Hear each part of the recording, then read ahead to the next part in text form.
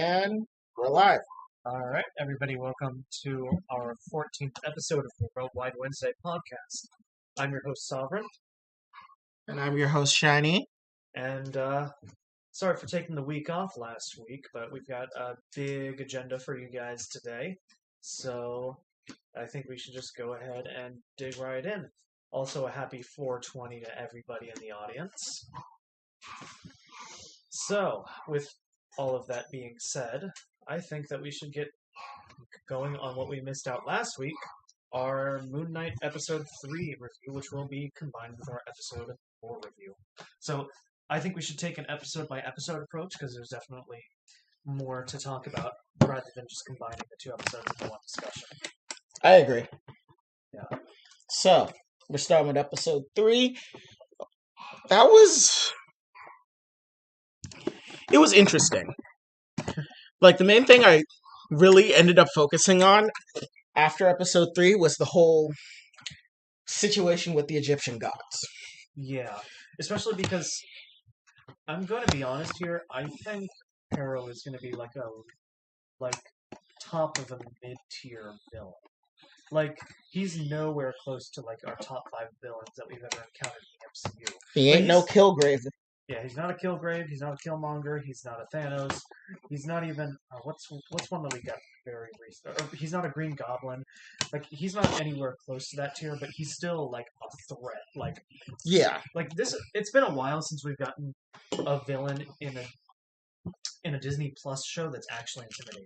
Yeah. Like, because let's go down the list. Like, we have the TVA, which is What would you describe the TVA as a whole as villains? or It would Renslayer, right?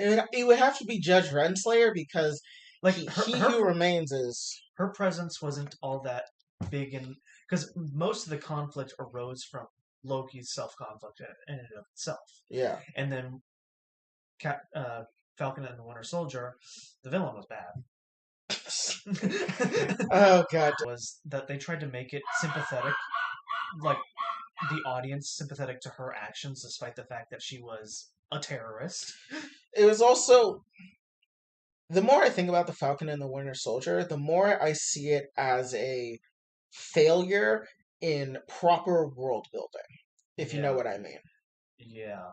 Like, my problem with it is that we actually weren't too acquainted with what the world is, and I think this for like pretty much all of the MCU, but there's not much world building when it comes to describing the post-snap world. Yeah.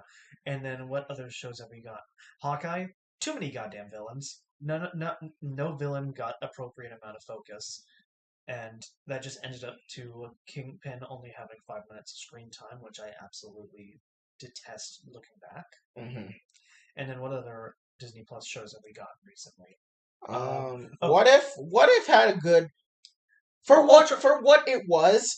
Ultron Supreme was definitely like probably one of the better handlings of villains for what is basically a episodic type show that had I wouldn't even continuity. Count What If. And then what was the other show? Oh, and in WandaVision, it's Agatha. It's all Agatha. along. Yeah, Agatha was actually pretty decent, and then the other ones were just awful. Like, what was the one guy, the sword leader? Oh God! Yeah, the worst villain in all. Director Tyler Hayward. Oh yeah, the worst villain in all. We're recording. Yeah. Yeah, the worst villain in all of Marvel history. Yeah. Yeah. That randomly decides to shoot children.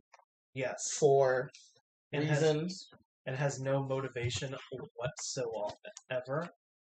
Like, and then we go into Moon Knight, where Arthur Harrow actually has like a plan. He knows what he's doing. He has the confidence to speak to gods. So, yeah, that alone is enough to know, like, yeah, he knows what he's talking about, and he knows what it takes to get to his ultimate plan. Yep. Sorry about that. Just had to deal with something really quickly. But no, I agree. Harrow does have a plan. He seems to be more threatening because of his, well, I would say because of his lack of physical prowess, it makes him more threatening. Oh, oh yeah, yeah. Because like the fact that so I like it when there are villains that you can't punch to finish to resolve the conflict, and this is the best example that we've gotten so far. Yeah, because Harrow has like a cult, and so because of that, his work will never truly be done. I mean, yes, he is the avatar of Amit, but no, he's not the avatar. Soon to be. Soon to be. Like he's a worshiper, but his goal is ultimately to become the avatar of Amit. Yeah, and the thing is that everything that he has that led him to this place is publicly available knowledge. Yeah, and so with that being said, in episode 3, he steals a lot of presence when it comes to commanding his plan. Like I said, he has the confidence to speak to gods. Yeah. So no, not just speak to gods, lie to the gods to their face like they're a fucking politician put in front of the Senate. And not even lie, just manipulate entirely. Yeah. Like, because he's manipulating the whole story. He's just like, right from the palm of his hands, he has everything he needs. Now, like I said, this is not an A-tier hero or villain. This is not up there with the top 10, like I said before. Well, I would say he's an A-tier villain, not S-tier. Fair enough. Because I think at the end of this story, he will be memorable enough. I mean, to be honest, if the show ended right here and Harrow just dropped dead and the rest of the story was about Hippo Goddess. Episode 4. We're on 3 right now. Right, but either way, if the show was to end now, they've already done so well with Arthur Harrow because in the comics, he's literally nothing. He's literally just a Nazi scientist in a world where there are better written, more intimidating, and more narratively useful Nazi scientists. Yeah. So it's actually really good that they just took him away from the Nazi scientist. They made him basically like a cult leader. And I've actually been like learning a lot about cults in like my own spare time. And the idea of creating a cult around the Egyptian pantheon or a specific god of the Egyptian pantheon makes so much sense given the time period that this is coming out, because that is the type of cult that would gain prominence, especially in an MCU world where we know that gods exist. There's like a Church of Thor in New York City. Yeah. It's the Korean church. I believe it's the Korean Church of Thor, and they show it in Jessica Jones. Okay. Yeah, and then going away from Harrow, I think that the conflict between Mark and Steven has grown immensely and divides even more into what ends up to be episode 4. Yeah. The best example I can think of it is where Steven didn't want to just try and pursue them for answers, and he just fucking ditched them after Mark had subdued them non-lethally because he's convinced that Mark would have still killed them. And the most literal example is literally in the fight where they're switching between Moon Knight and Mr. Knight. Literally, that is the most obvious example of them. Like, okay, they clearly, like, how many times Stephen has interrupted Mark's beatdowns? It's clear that a mental divide has been brewing there for a while. Yeah, but we also notice that, well, not notice, it was there. We also see that the mental divide isn't two sides. Yes, there's a third party who seems to be, I would say, as capable of killing as Mark is, but far more brutal. Yeah. In his capabilities of killing. Yeah. With all that being said, I was in the back of my mind thinking, okay, maybe this was the third personality that actually executed them with bags over their heads, and I'm like, but episode 4 contradicts that, which we'll get to later. Yeah, but with the revelation that a third personality for sure is there, because there were hints to it back in episode 1 and 2, this now explains probably who asked out the gift shop. It was See, the gift shop lady. I'm not even convinced of that. I still think it was Mark. I'm not gonna lie. I still think it was the third personality that told the security guard the name, but I still think that would have been something. Well, to establish a new life, yeah, that would make sense for him. See, for me, the reason why I think it's probably the third personality, which is most likely the comic book personality known as Jake Lockley.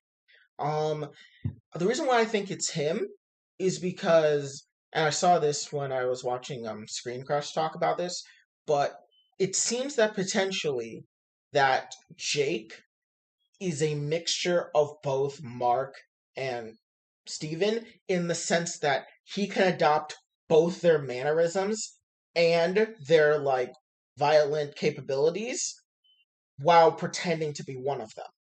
My reason for this is Steven doesn't know about Mark, but I feel Jake knows about Mark and Steven, so what he does is he likes to fuck with them. He probably got rid of the fish and put a new one in there to fuck with them. He knows Mark is married to Layla, but he's gonna ask out this girl to fuck with him. Steven with Scotty. But then, when push comes to shove, he's also really good at killing. I So, personally think now that Jake Lockley was the one in the German town. I don't think Mark was the one that killed them. oh no, I'm convinced that was Jake too. But let's put a pin in that Mhm. because I want to use some points in episode 4 that may help me in my argument against that. So Okay. let's put a pin in that and we Okay. can move on. But as Um. far as introducing Layla as a character, like Yes. she shines in episode 3. Yeah. I mean, first of all, it shows something that I thought. Well, I initially thought she definitely, before we realized that the archaeological dig was most likely one run by her father. I thought she helped Mark just murder people there, but I was wrong, but I was right in believing that no, this is a woman fully capable of and completely willing to do, which is kill people. Yeah. Because when they were at Midnight Man's Midnight Man, Anton Mogart, when they were at his, would you call it a ranch? It's pretty much like disguised as a ranch, so why Yeah. not? When they showed up at his ranch, like you would think like, oh, Mark is gonna kill them all, but no. Layla, I'm pretty sure she headshotted like 4 people. Oh yeah, yeah. Which That is insane, and probably also explains why Khonshu wants her. yeah, Because I think it's that she has everything. She's as smart as Steven is, and as capable in a fight as Mark is, but doesn't have to deal with all the mental illness. right, right. Which probably explains why Khonshu wants her. Yeah, yeah. And then further delving into that, the divide between Khonshu and Mark himself. That's probably like the biggest like thing that you could focus on around Mark's character itself, because that's the reason that he abandoned her. Yeah. And I think they're playing into, and I honestly don't think we're going to get this revelation, but in the comics, it was revealed that Khonshu chose Mark and purposely tried to drive him insane to take over his body. And so, for example, Khonshu went to Mark as a child to scar him into having like lots of trauma and to develop alters and stuff. So then he could take over his fractured mind. So what I think it is that we're getting something like that, where Khonshu is responsible for all the things regarding the destruction of their relationship, but like I think that's the extent of the antagonism he'll have. Right, right. Did that make sense? I got the gist of it. Yeah. Yeah, yeah. Though I don't think it'll go that far in the MCU, but I see where you're going with that. Yeah, I am slowly getting high, so yeah. Yeah, yeah. Happy 420, everybody. Yes. So, with that being episode 3, before we dive into everything that happened in episode 4. Yes. The gods. Do we think they're aliens, or do we think they're something more akin to the Celestials. So that being said, it's prudent that we bring up how Agents of Shield handled the Norse gods, being Thor, Loki, Odin, and all of them. They pretty much identified them as aliens who were so like powerful that the humans of that time referred to them as gods, and so we see something that could be similar to that here. Yeah, because we know there's aliens in the Asgardians, and we have robots with Eternals who are also worshipped as gods. Yeah. And I'm of two minds. On one hand, I think they're aliens, and my reason for that is that in What If, when the Asgardians show up for the party, we also see other characters from what is supposed to be the other 9 realms, and they're there alongside people like Yondu and Nebula, which leads me to believe that the 9 realms are just planets and not actually different realms. Yeah. And so, if with that in mind, it could make sense that the Overvoid, where the gods currently are, the Egyptian gods at least, could just be a planet. And I believe that. But on the other hand, with what we know about Shang-Chi, where we have the Great Protector and the members of Ta Lo who are clearly mystical and magical, with the Great Protector probably being a god in of itself, but there's nothing like exact term I want to use is like they're not treated like they're aliens. They're treated like they are something sequestered away, difficult to get to, and like is more mythological feeling. Mhm. And I feel like the Egyptians could be something like that, where the Great Protector may very well be a god. I mean, yes, we see it as a dragon, but it's a god. Yeah. So maybe the Egyptian gods are more like that, where the Overvoid is a place that you can access from Earth very difficultly, like Ta Lo, and the gods there are actually just like gods. But I can also see them being aliens. And I really started to think about like the logistics of it, just like if they're aliens, then how do they take over people? And if they're really gods, then where have they been? And well, obviously not where have they been, but like how does no one else know about them? Type thing. Right. And then I want to address one other thing is that Khonshu's mannerisms when he takes over Mark's body, when he addresses the other gods. The fact that he shouts shows just how much of a minor god he truly is in compared to the Ennead. I mean, yeah, Because he screams at them like a child. he does. And then what was it? And I And find then that so. Osiris literally just kind of like disciplines them like how a parent would discipline a child. Yeah. And of course, with Harrow calling him like constantly saying he has tantrums and what am I thinking? What's the term I'm thinking of right now? Childish. Well, not childish. That's too obvious. But you know what? Let's just say childish. And Yeah. how he acts like childish and all of that. With all of that, and it's reflected well in Oscar Isaac's performance. Yeah. So I just want to point that out because I just find that to be a very interesting detail because I'm like, why is this dude screaming? And then I gave it some thought, and I'm like, oh, it's because he wants their respect, but yet hasn't, but knows he hasn't earned it yet. Yeah. Yeah. The other thing I wanted to bring up is that Khonshu fully believes that he's doing something good here. Like, the way he seems so genuine, because, like, previously you could tell, like, okay, maybe Khonshu wants this for some, like, inherently selfish reason. Yeah. So, like, throughout the show, you're kind of conditioned that maybe Khonshu isn't necessarily, like, all good, and that maybe there's a selfish thing that Mike will have to fight Khonshu on. But this episode really confirms that no, Khonshu legitimately believes in what he's doing is justice, and he does believe that letting Amit out would mean that humans would die, and he doesn't want that. He cares if they die. Yeah. Yeah. Which I want to bring up as our last point for episode 3. Mhm. I want to bring up the fact that the gods brought Harrow back in. And what do you think that implies? Now, at the very least, it could imply, oh, this was his last avatar. Maybe he would care what happens to him because of what he did to the sky. Or maybe it, at, and this is reaching pretty far. What if this implies a new way of, train of thought for the gods of how they approach humankind? Because Khonshu has said himself that the gods have abandoned humanity, and he's the only one, like, that hasn't abandoned them. What if, them bringing in Harrow reflects a change in the mind for them? And this is keeping episode 4, out of context.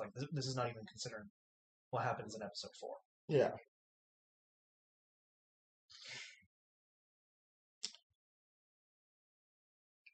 Yeah.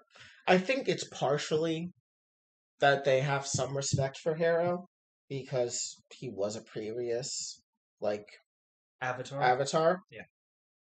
And I feel that because he's that, they felt comfortable bringing him into this world. Versus, I think if this was being led by, I don't know, the fucking British people, those 2 British cops, it was led by them, I doubt the gods would bring them in because they don't know anything. Right. But Arthur Harrow was he's at least an avatar. He's at least familiar that, yes, gods are real. Yes, there's a responsibility that the avatars have, and so on and so forth. Right. Yeah. Okay. Yeah. Definitely. So, with that all being said, that will conclude episode 3, and now we jump into this week's episode 4, and let's go ahead and jump into it. So, Layla once again proves herself to be the best character. I mean, yeah, I'm going to say this outright. This show writes Mark in a really good way because I don't like him. Yeah. And I agree. He is not a sympathetic person because let's just face it. The best personality is our favorite soft boy, Steven. Yes. Yeah. So, without a doubt, they do a really good job at writing Layla because, one, she has agency because she hounds Mark over, how awful of a person he is. While I still love the writing for Mark, it's clear, he's dodging a lot of stuff just to keep Layla happy. And without considering, how she feels. Yeah. Oh, God. My voice. Or not happy, but, complacent. Yeah. No, I completely agree. Mark is not likable as a person. Though I love the writing for his character. It's not oh, I hate the way they're writing this character. Oh, this character's so bad. He's so selfish. He's so mean. Yeah. No, it's actually they are intentionally pointing out his flaws in each episode. So while I don't like him, I love the character writing. Yeah. Yeah, he's definitely a case of good character writing, especially towards the end of this episode where you see he underneath the surface, he still cares. He's genuine because when he sees Steven, despite them constantly practically being at each other's throats the entire series, when he sees Steven, he hugs him and he's happy to see him. Oh my God, someone that understands, someone that knows. It's a bit early to bring that up because that on itself, we need context for that. We'll need context for that, but I think it was a good character moment in showing that Mark is currently a bastard, currently a shit husband, very dodgy person, but if he was in a position where he wasn't burdened with this knowledge by himself, I think showing that he cares about Steven is showing that there is a better version of Mark out there, and that version of Mark is someone that doesn't think he's alone. Because throughout the series, it's never said outright, but it's very much shown that Mark feels he's alone. He can't trust Steven, he can't trust Layla, or not trust, but he can't trust that they won't get hurt. Yeah, and what's more is that when Steven treats her as a better partner, he gets really jealous. Yeah, which sounds funny at first, but sounds more normal when you think about it. When the fact that alters are, while yes, they are part of the same person, as in a collective, each alter is almost their own person in and of themselves. So it is actually makes sense that he could be jealous of his own alter, but it looks silly. Yeah, right. Ugh. But with that being said, I do want to commend this show's pacing because this has been a complaint of ours for a while where the 7 episode structure has failed a solid chunk of the Disney Plus shows, Star Wars included. Yeah. Whereas here we have 6 episodes, and I am happy to say those problems do not exist. Because, and I brought this up with Shiny Off Stream, is that we are, plot wise, we are at the part where we were in Hawkeye at episode 6. We were at that point with Moon Knight at episode 3. And what I mean by that is that we have the character at his lowest in the middle of the series rather than right at the end where we have to like fix everything. No, we gotta go from down all the way back up. And I love it. Yeah. I So completely I agree. commend the show's pacing so much because it breaks the mold of what we had to suffer through with Hawkeye and the Book of Boba Fett. So, with all of that being said, I'm actually like, the tension is really high with how this episode ends and how episode 3 ends. Because now we have only upwards to go for it, because from this point forward, Mark has no suit. He has no suit whatsoever. Khonshu sacrificing himself has led to Mark being essentially powerless with no ability to heal. So the tension's high. Yeah, I completely agree. I've been the biggest complainer ever since we started reviewing Hawk. Yeah, our first show to review was Hawkeye. Yeah. Yeah, ever since Hawkeye, I'd been a big complainer about. I hate the 6 episode structure. I hate short seasons And because hell, I feel when I told you that Moon Knight was only going to be 6 episodes, you hated it. yeah, And now we're in the middle of this show and we're loving it. exactly. Like I think he actually told me this on the podcast, and I'm like, fuck, because I really disliked it because I felt it was very restrictive to creators. I felt that it didn't allow the staff to create the story that they really wanted to tell, but basically a version of it that's super condensed but not complete. But this one actually works. Like this is a narrative It that pulls it works in off. yeah, this is a narrative that can work in a short structure. And I think part of that is because they're not weighted down by the wider MCU. Yeah. As in, I'm pretty sure across the 4 episodes that we've had, we have seen minimal, like intrusive, like MCU connectivity.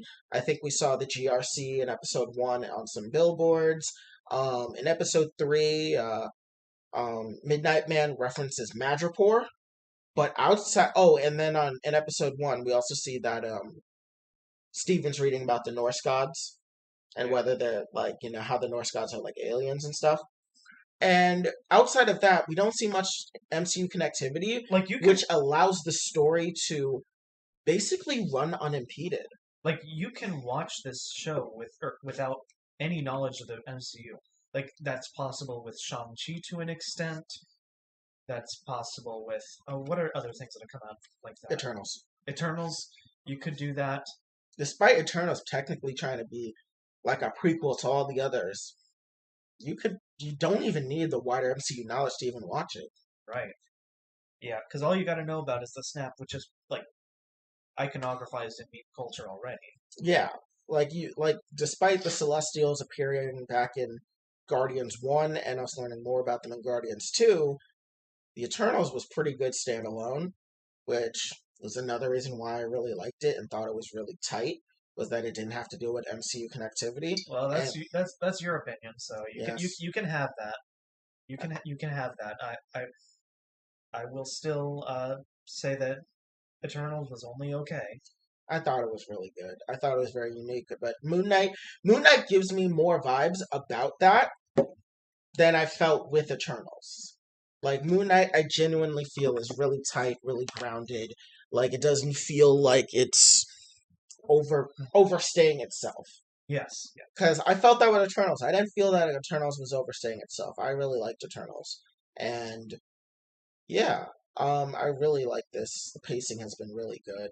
And I hope that they stick the landing, because I think we only have 2 episodes left. We only have 2 episodes left, and like I said, we have 3 episodes to cover. When other plot structures of Disney Plus shows, we had 1. So I am hyped. So while we've been talking about plot structure for about 10 minutes now, let's actually dive into the substance of the episode rather than going on and on about film speak. Yeah. So, for one, I was super impressed that Steven cockblocks himself, but then still turned it around to still end up kissing Layla. Like, the way he just was like, she's going in for a kiss, and then he's like, Mark distanced himself away from you because he's afraid you're going to become the avatar of Khonshu. You're like, oh God, Steven. Why now? And then he still, like, swings it around by comforting her, and then he's able to go in for the kiss, and I'm just like, Oh no, I'm still convinced that Layla led that one. the second kiss? Yeah, I'm still convinced she led the whole thing. You know, now that I think about it, I could see it. Yeah, yeah, I could, actually. yeah. Because in my mind, Steven still has Mark on the mind. Yeah. Let's be fair here. So, and I love Layla as much of a character as anybody else. So, I'm convinced that she's a strong enough of a character that she would be the one to lead that scenario. Fair enough. The other thing about, I just want to talk more about the Layla Mark interaction, because I think Layla complements both sides of Mark and Steven. Like, with Steven, like, Steven is very meek, he's very timid, but he's very smart. He's very excited about the things he loves. And it seems that Layla brings out the best in that. Yeah. Because despite him being meek, she's more outgoing, and he feels more comfortable around that. And she, like, well, given the current circumstances, he's allowed to geek out about being, like, an Egypt nerd, and she's able to, like, you know, be happy about that, but that's because they're in Egypt and they're fighting a cult. But then with Layla and Mark, you can see that Layla is the grounding force for Mark. Like, Mark is, like, super dangerous, super not very well thought out, and Layla's the one that comes and, like, supports him. And that their bond is that, like, he's nothing without her. Yeah. So I really like how Layla works as a love interest for both sides, which really shows how much they love each other, in the sense that both relationships, Layla Mark, Layla Steven, seem just as balanced. Yeah, and I actually want to touch on that because, like, back in episode 2, we talked about, will we see a love triangle between between the 3 of them? And I said no, because I didn't trust Marvel writers to handle that at all. This is probably one of the most well-written relationships I have seen in the MCU. Now, I want to distinguish that from healthiest, because this relationship is not healthy at all. Oh, yeah. Absolutely not. If you were having this, you should dip. Yeah. That distinction goes to Peter and MJ, without a doubt. Yeah. But as far as, like well written from, like, a storytelling perspective, that belongs to this couple, because they handle it really well as far as, like, intelligent storytelling. I think there's something else that I just realized that makes me really like them as characters, is that they feel like adults. Yeah. Whereas, despite most of the MCU having heroes that are literally adults, you don't feel like they're adults. They're adults in the abstract sense that you know they are grown people, but you don't see them be, like, as down to earth and real and raw about how they are with each other. Like these are the most mature, like, relationships between people that we've ever seen. Yeah, it kind of puts everything in contrast. Because like, let's think goofy, about it, like, very goofy. Like, let's think about it for a second. of all the relationships that exist in the MCU, which do we find compelling? Which do we find were written really well? Which do we find that are healthy? Ultimately, we pretty much only have Peter and MJ. It's Peter and MJ, Cersei and Dane. Yeah, well, But that's mainly let's because hold. we haven't seen enough to see how where the dysfunctions could be. Yeah, because let's think throughout all the movies, nothing's really there. The I most we mean, have Scott and Hope. that's actually pretty honestly. Like it's written semi okay, but the fact that it's mostly hidden Ant-Man and the Wasp 2 is a kind of a detriment. Yeah, Like the only thing that we have is the fact that Steve misses Peggy.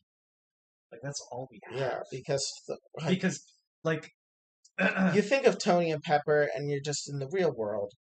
No, a CEO basically sexually harassing his secretary, and they start a relationship, which has a whole bunch of power dynamic issues because that is a boss and a subordinate and all that different stuff. Unrealistic. Jane and Thor. that one I was extremely unhealthy. that Thor pretty much like defies everything you know about the universe and of life itself. I cannot imagine that being the real dynamic. Yeah. Peggy and Steve, There's nothing there. there's Like nothing. because ultimately what drives him is in Captain America 1 and Endgame, and that's all we have. Yeah, and I mean, even in Captain America 1, they don't know each other. Like, they know each other, but they don't know each other. Hell, That it felt they had a weird. more compelling relationship in What If. Yeah, and but that's the weird part is that we're kind of told that they love each other despite Like we don't everything see it. indicating that he shouldn't be in love with her still. And let's even dive into the Netflix shows. Like those don't really have great relationships there Oh, either. God. Well, actually, I'll take that back. Jessica Jones relationships are written really well, despite the fact that they aren't healthy as shit. Yeah. Like those were actually written really well, despite the fact that Jessica Jones has very toxic relationships. Yeah. Same with Luke Cage, honestly. Yeah, and he's wrapped into that. Yeah. Danny and Colleen were actually pretty nice. They're actually okay. I would say that um, that Daredevil would actually suffer from this trope in the MCU His because relationship with Karen and Elektra are horrible. yeah, yeah. So Like, and for me personally, I kind of knew they were going to get together, but it never felt like to me that, like, and what this conversation yeah, all leads up to is the fact that for all the relationships that exist in the MCU, none of them feel earned. And meanwhile, with Moon Knight, we now have Layla, who is really well written and is really compelling. And now, like all of a sudden, we have a well written relationship, despite the fact that it's still not healthy. yeah, And so, like, I'm intrigued at the like state of their relationship, how it's inevitably going to fall apart. yeah. Because unless Steven takes the wheel somehow after the events of this show, Mark and Layla cannot stay together. To be honest, I don't think Steven is the best for Layla I don't think so either. because I feel But either way, it's going to fail with Mark. it will fail with Mark unless this is a big unless he puts all of his cards out on the table. Actually, that could work, yeah. But Because now at that this now point, that Steven has already revealed his biggest card, no, and Steven didn't or reveal. no, Steven revealed one of the biggest cards, and then Arthur revealed his biggest secret. Yeah, so he has to put everything out on the table at this point. He needs to be able to be completely honest and vulnerable with her now that she knows. And I think if he really commits to that, it could save it. Because even when the show starts with the divorce papers, she's like, "Are you going to make me sign these divorce papers?" Or, like, kind of indicating, like, just don't make me do this. Like, let's not get divorced. It didn't feel like she wanted to get divorced. It felt like she was more annoyed that he's asking to be divorced. and she's just kind of doing it, but she doesn't want to do it. Right, right. So I think he really just needs to be honest with her.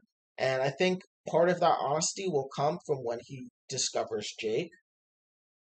When him and Steven discover Jake, I think that's gonna like make it so that Mark has to, put everything out there. He's like, I'm not well. I have issues.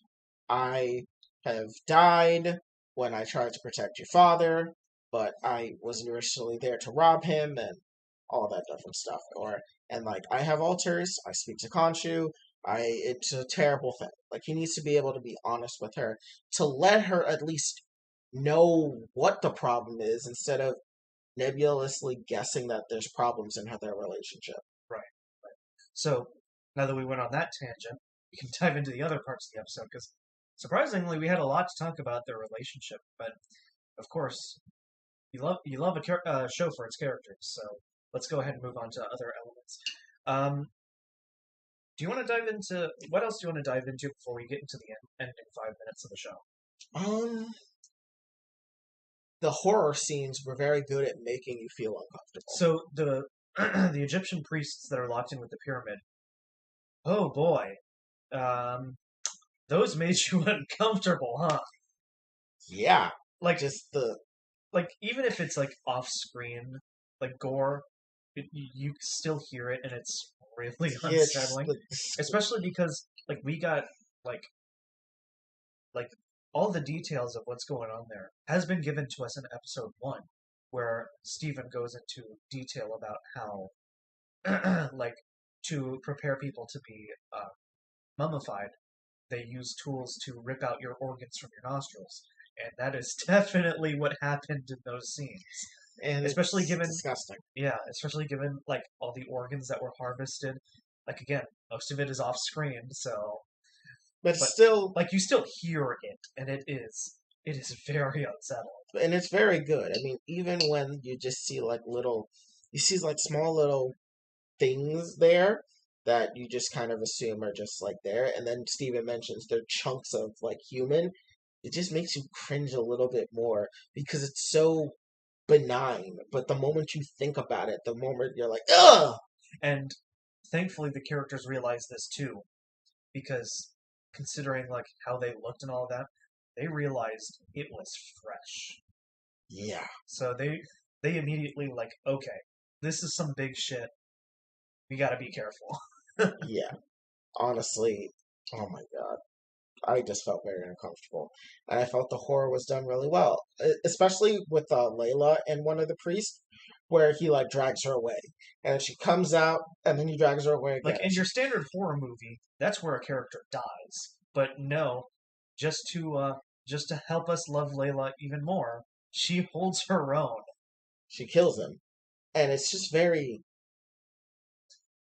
it's horrific. It's actually a horrific scene because like you see her rip off his head, like not the head, but like his headpiece, and like you see like his just like distorted, like sunken in, disfigured face, and you're just like, that's like horrible. honest to God, like And then she ripped off his arm too. Layla is pulling off feats that Black Widow assassins would accomplish, and I'm honestly surprised by that. Yeah, honestly, it's very clear that Layla cannot be considered normal in terms of like how strong people as strong people go in the Marvel Cinematic Universe because Hey, I can't imagine like I want to see Layla at the next Avengers level threat.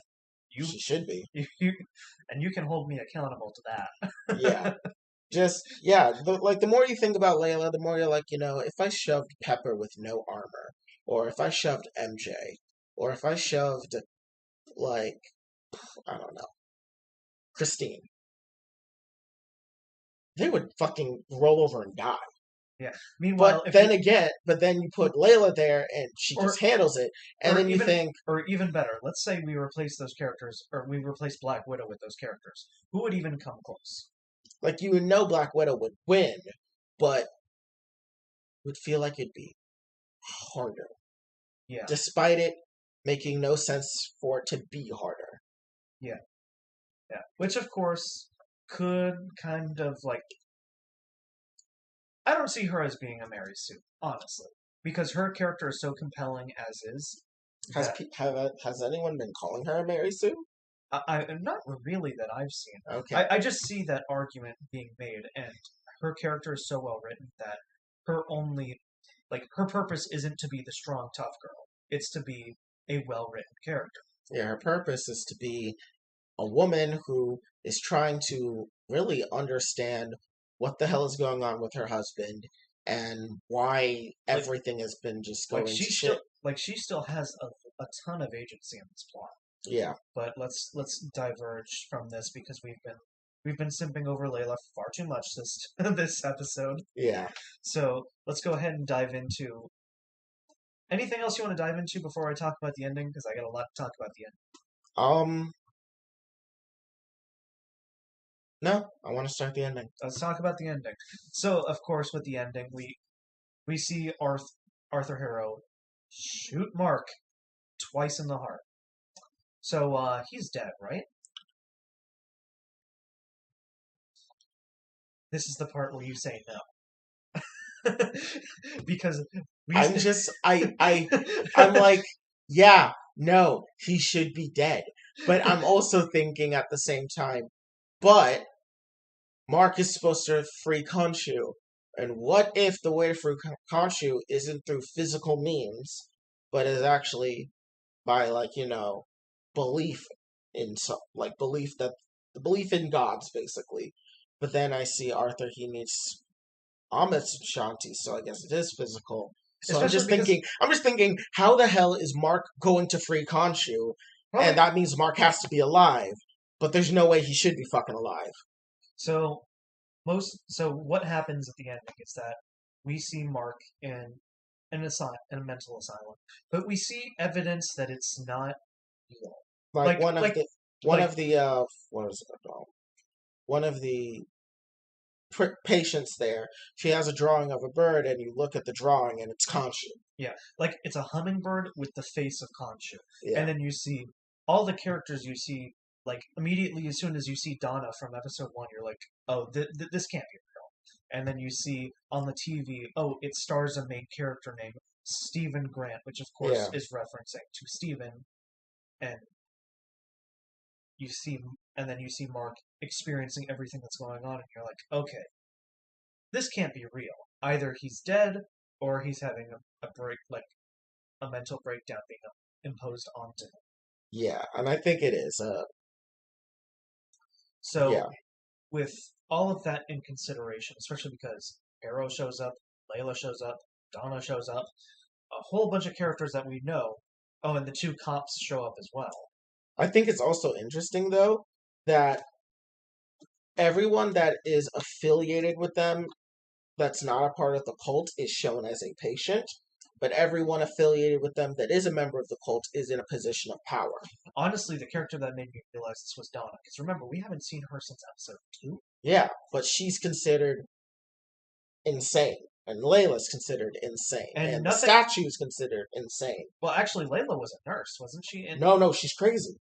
I could have sworn that they. No, because remember, her whole thing is, I swear I'll share it with you. She's like, we got bingo, and she's running around, but she's not wearing an Orly's outfit. She's wearing the same outfit Mark's wearing. No, I think hers is supposed to be that she's, like, completely untrustworthy, Yeah.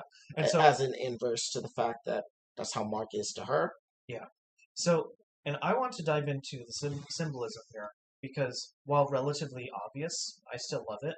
Is Yeah, that when Mark like starts to escape like his like mental prison, so to speak, like he finds a sarcophagus with Stephen in it, and so which goes into what you mentioned earlier about how when they see each other in there, they like hug each other. They're happy to see each other, and then afterwards we see a sarcophagus where someone is trying to escape, and they ignore it. So that, without a doubt, refers to Jake yeah. and him trying to escape. And that's why I'm not convinced that Jake had any major stake in Steven's life um, before episode 1. I'm convinced that he could not stay out that long because of his inability to be like out for very long periods of time. Like we see him That most likely was him in episode 1 beating up all those cult members. That was definitely him stabbing those guys with the sword. But I'm not convinced that he can control Stephen or Mark's life yet, because of the fact that the sarcophagus symbolizes him being trapped Yeah. and not yet free. So that's why I have some aversion to the theory that Jake has been able to control parts of Stephen's life, get a girlfriend, and all of that. I am convinced that he did tell the guard that his name was Scotty, because that's something that can happen in the matter of less than a minute. But I'm not convinced that he can stay out for too long. Yeah. So that's why I have aversion to that theory that he was the one that asked him out rather than Mark, because of course that's something that requires a lot of build up and time. But so that's my opinion on that, and following that, the viewing of that symbolism. Thoughts? I mean, I can see it in that way, that since he's the one that's still locked up and they barely even acknowledge him, it could be that he's not like able to stay out long enough. But part of me still feels that he had to have been there. There had to have been an inciting incident that created the three of them. And I think what it is that... Yeah. I mean, the three of them could still be created, just not all of them could be free at once, because look at how long it took, Mark to be a substantive part to where Stephen notices him. Yeah. And I thought I had something where I could say, what could symbolize Jake coming out is the different ways they transition, but no, the transition that Mark had with Stephen, well, actually, now that I think about it, I feel like we can tell between the different ways he alters between them. With Mark, it's always reflective. He needs to be reflected at something. But with Jake, it's him blacking out. Well, the only thing that makes me think otherwise is the fight at Midnight Man's Ranch, where he switched with Mark in the same way. I would say that there are other elements where he switched into Mark without a reflection. That being the cupcake truck chase. Well, see, I don't think that was Mark. I think that was Jake. And my big reason for that is because in the comics, Jake Lockley is the best driver of them, because he's a cab driver. And I'm thinking, maybe. Especially because Mark seems to really only... Well, see, the only reason I'm inclined to think that way is because of the fact that, what's it called? That Khonshu is constantly communicating with Mark. And so that's why I'm inclined to think that was Mark, and that maybe only Jake came out during the beatdown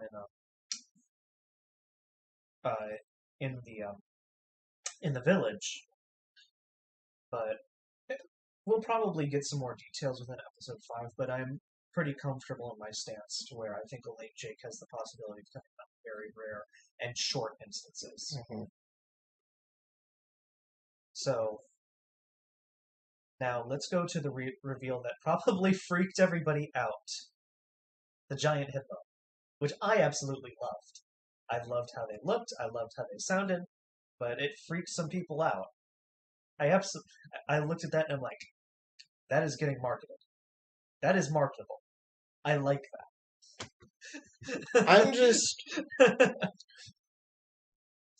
It kind of just makes me a bit more confused about what is all of this. Because obviously with the implications of the show, this is an Egyptian goddess. Yeah, but everything in the surroundings seems to either be it seems to be in Mark's mind, created by Harrow, influencing it, obviously, but I'm trying to wonder, how does an Egyptian god not related to Ahmed or Khonshu, appear in what I thought was just more of a psychic attack, I guess. Which, again, we only had 2 minutes 2 to 5 minutes with this scene, so I A mean, lot will be revealed in episode 5, but mhm. ultimately, I love this goddess. It's gonna be very interesting. I hope she's a Korg-like figure, where obviously not like as witty as Korg, but like, has that type of relationship with the character, Right, right. where she's just like the chill friend that's just gonna help you out. Yeah,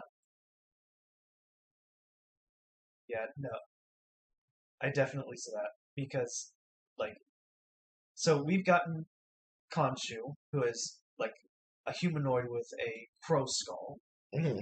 We've gotten Amit. While we haven't seen them visually, they are an alligator head with a lion's body, which we'll probably see at episode 6.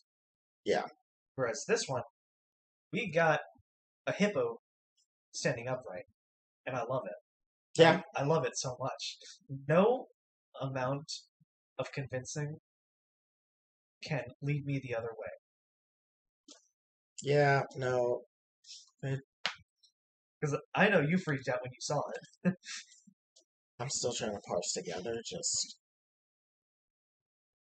oh my god, And the thing is that this isn't a goddess of the Ennead either. no, no. From our very, very rudimentary knowledge of the Egyptian pantheon that we got from Screen Crush, it does not seem like this hippo goddess was one that was ever in both the Marvel version of the Ennead and the real version of the Ennead. Yeah, So maybe, well, this brings me back to the question about what are the Egyptian gods? Are they actually aliens or like real gods types things? Because right. maybe she's interfering with whatever's happening in his mind, which would be weird if they were aliens. No, Because I could buy it. I could buy it.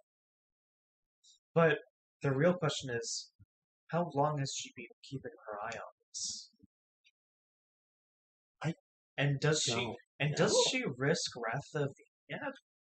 Well, She probably might. well, Unless, like, and that is without factoring, of course, Harrow. I I don't know. Yeah. Just her 2-second appearance leaves a lot of questions. It really does. It really does. Like now that I'm like trying to think of it, I'm like, wait a minute. Yeah, like how does this work with the rest of the Egyptian gods that we know of? Like, like unless maybe they don't make it a god.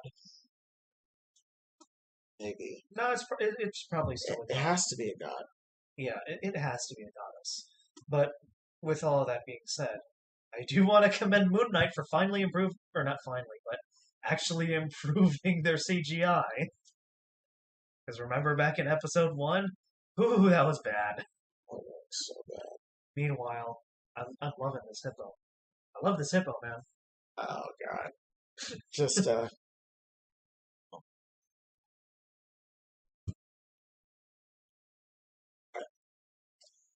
So, I know I'm high, but I really just have nothing more to say. I'm just ready to see what they got next. yeah. Like I I, like the more I think about it, the more I'm just like I just need more information. I will say this series is actually handling its episodic cliffhangers pretty damn well. Yeah, they don't feel intrusive. Yeah. Like how some cliffhangers are there where you're like, you could have given a bit more than that before you like cut it out. Did I? I don't remember. Did I complain about that in Hawkeye? I feel like I I have. think you did. If not Hawkeye, then maybe their show. I think you did with Hawkeye when it came to Yelena. That's right. That's right. Yeah, I did complain about that with Hmm. you. And then, with all that being said, I am very happy that this show is turning out much better. Honestly, my biggest praise comes out to the pacing. The pacing Yeah, has been the biggest disappointment of all the Marvel shows, and I this mean is all a the Disney Plus shows. or the Disney Uh, Plus shows, I mean. But Sans the Mandarin, not the Mandarin, Mandalorian. yeah, the Mandalorian has somehow avoided this problem, but Yeah, it technically was the first Disney Plus show, so it set a standard that has not been kept up with until now. But yeah, let's go ahead and go into our rankings of these episodes. One thing I didn't dive into with episode 3 that could diminish my score a bit is the fact that a lot of the situations that happened in episode 3, if like half a minute of explaining happened, could have prevented a lot of conflict that arose in certain situations. But I don't want to dive too deep into that because I feel like it's a very gut feeling I have. It's not really something I can substantiate right now. Yeah. But it's just an underlying feeling. But as far as everything that's going on, I would say I would give episode 3 a 6.5 out of 10 and episode 4 a 7.5 out of 10. Just because of the fact that we have enough tension, the writing has been pretty good, and the character writing has also been top notch. Yeah, it has been. How about you? I would probably give it. I think I'd give 7 and 7.5. Okay. All right. Yeah. Perfect. So that pretty much wraps up all of our thoughts on the past 2 episodes of Moon Knight. Yeah. So, with all of that being said, let's go ahead and dive right into the newest Dragon Ball chapter. And, while, of course, probably won't have as much to say about Dragon Ball as we did tonight, but there's still a lot that's happened, and we do want to commend some of it. So let's go ahead and dive right in. So with this chapter, we dive a little bit more into the fight in the past that happened between Bardock and Gas right after Goku had that revelation about, oh my god, I have parents. Yeah.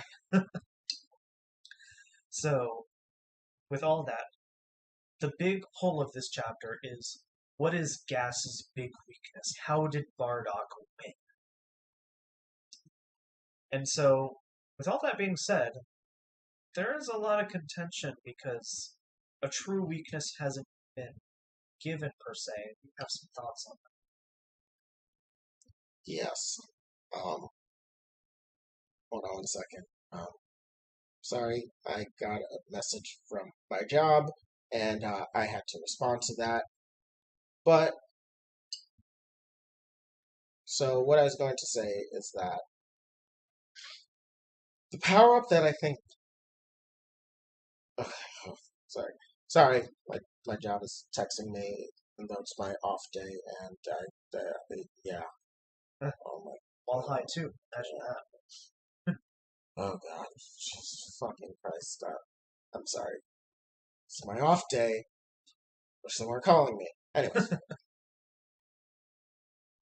I think the power-up that Bardock got is that of mentality. Basically, I don't think necessarily that Bardock was stronger than Gas at the end. I think it's more that Bardock's mentality was better, and that this will help Goku. Is basically, Bardock is single-mindedly focusing on surviving. His main thing is, I need to win the fight. That's all there is to it. And because of that, he's able to completely empty his mind of everything that isn't that. And meaning that he's now fully focused on fighting versus Gas, who's trying to demean him and belittle him. He wants him to surrender. He wants him to give up. He's not trying to win the fight. He's trying to get them to submit so he can then gloat, basically. Okay, so... And so I think the biggest thing is that this entire arc has been saying how Goku needs to develop Ultra Instinct in his own way. He can't mimic how the angels achieve Ultra Instinct because they're just physiologically different beings. So I think with Goku is that what he's going to learn from Bardock is that the way for a Saiyan to perfectly use Ultra Instinct is for them to focus mainly on winning.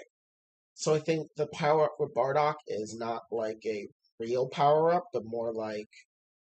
So I can see why this element of the chapter has been really contentious. It's a lot of subtext.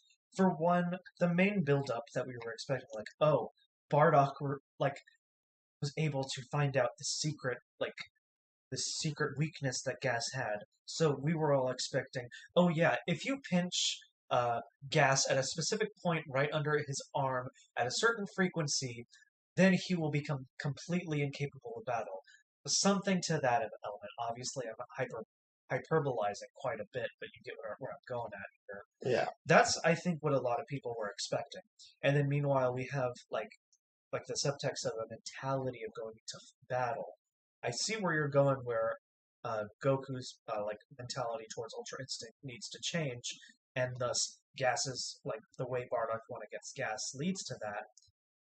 It is a tough pill to swallow, and I myself don't 100% buy it yet. Yeah. But I mean, the reason why I think that is just because it's probably the only thing that we got that Like, seems to indicate why Bardock is the way that he is right now. yeah, because again, I'll say this again because a lot of people were expecting, oh, Bardock found this grand weakness that managed to seal the power gap.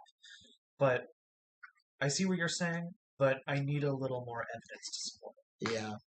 So I mean, I think you're getting somewhere. like, I see where you're going. I just don't have enough details to climb on to that perspective. yeah. I mean, the closest I could think of is the previous chapter where Goku was able to just completely outwit Gas and completely just, just make a fool of him. And I think it's kind of like that, where basically Gas is focused on getting one thing and one thing alone in terms of like getting you to submit, that he tunnel visions on it, that he forgets that he's trying to win. Yeah, yeah. Meanwhile, Goku had a clear intention. I'm just going to get away from him. So I think the thing. Oh my god. I lost my train of thought on that. I'm basically saying that I think there's precedent in showing why that would be Gas's weakness, but it is a tough pill to swallow in that that was supposed to be what Gas's weakness is, but also the solution to Goku's Ultra Instinct problem. Yeah, so I see that like combination of those two elements being possible. I just feel like like it doesn't follow up on the buildup we've been like led to have over the past few chapters. Yeah. So that's my only issue, or not my only. That's my biggest issue with it is that it doesn't properly reward the buildup, in my opinion. Yeah.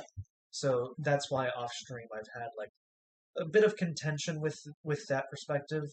But if we have a little bit more evidence in the future chapters, maybe that'll lean the argument one way or the other. I'm excited to see. But I want to talk about the other thing that raised my eyebrows in particular, the wish.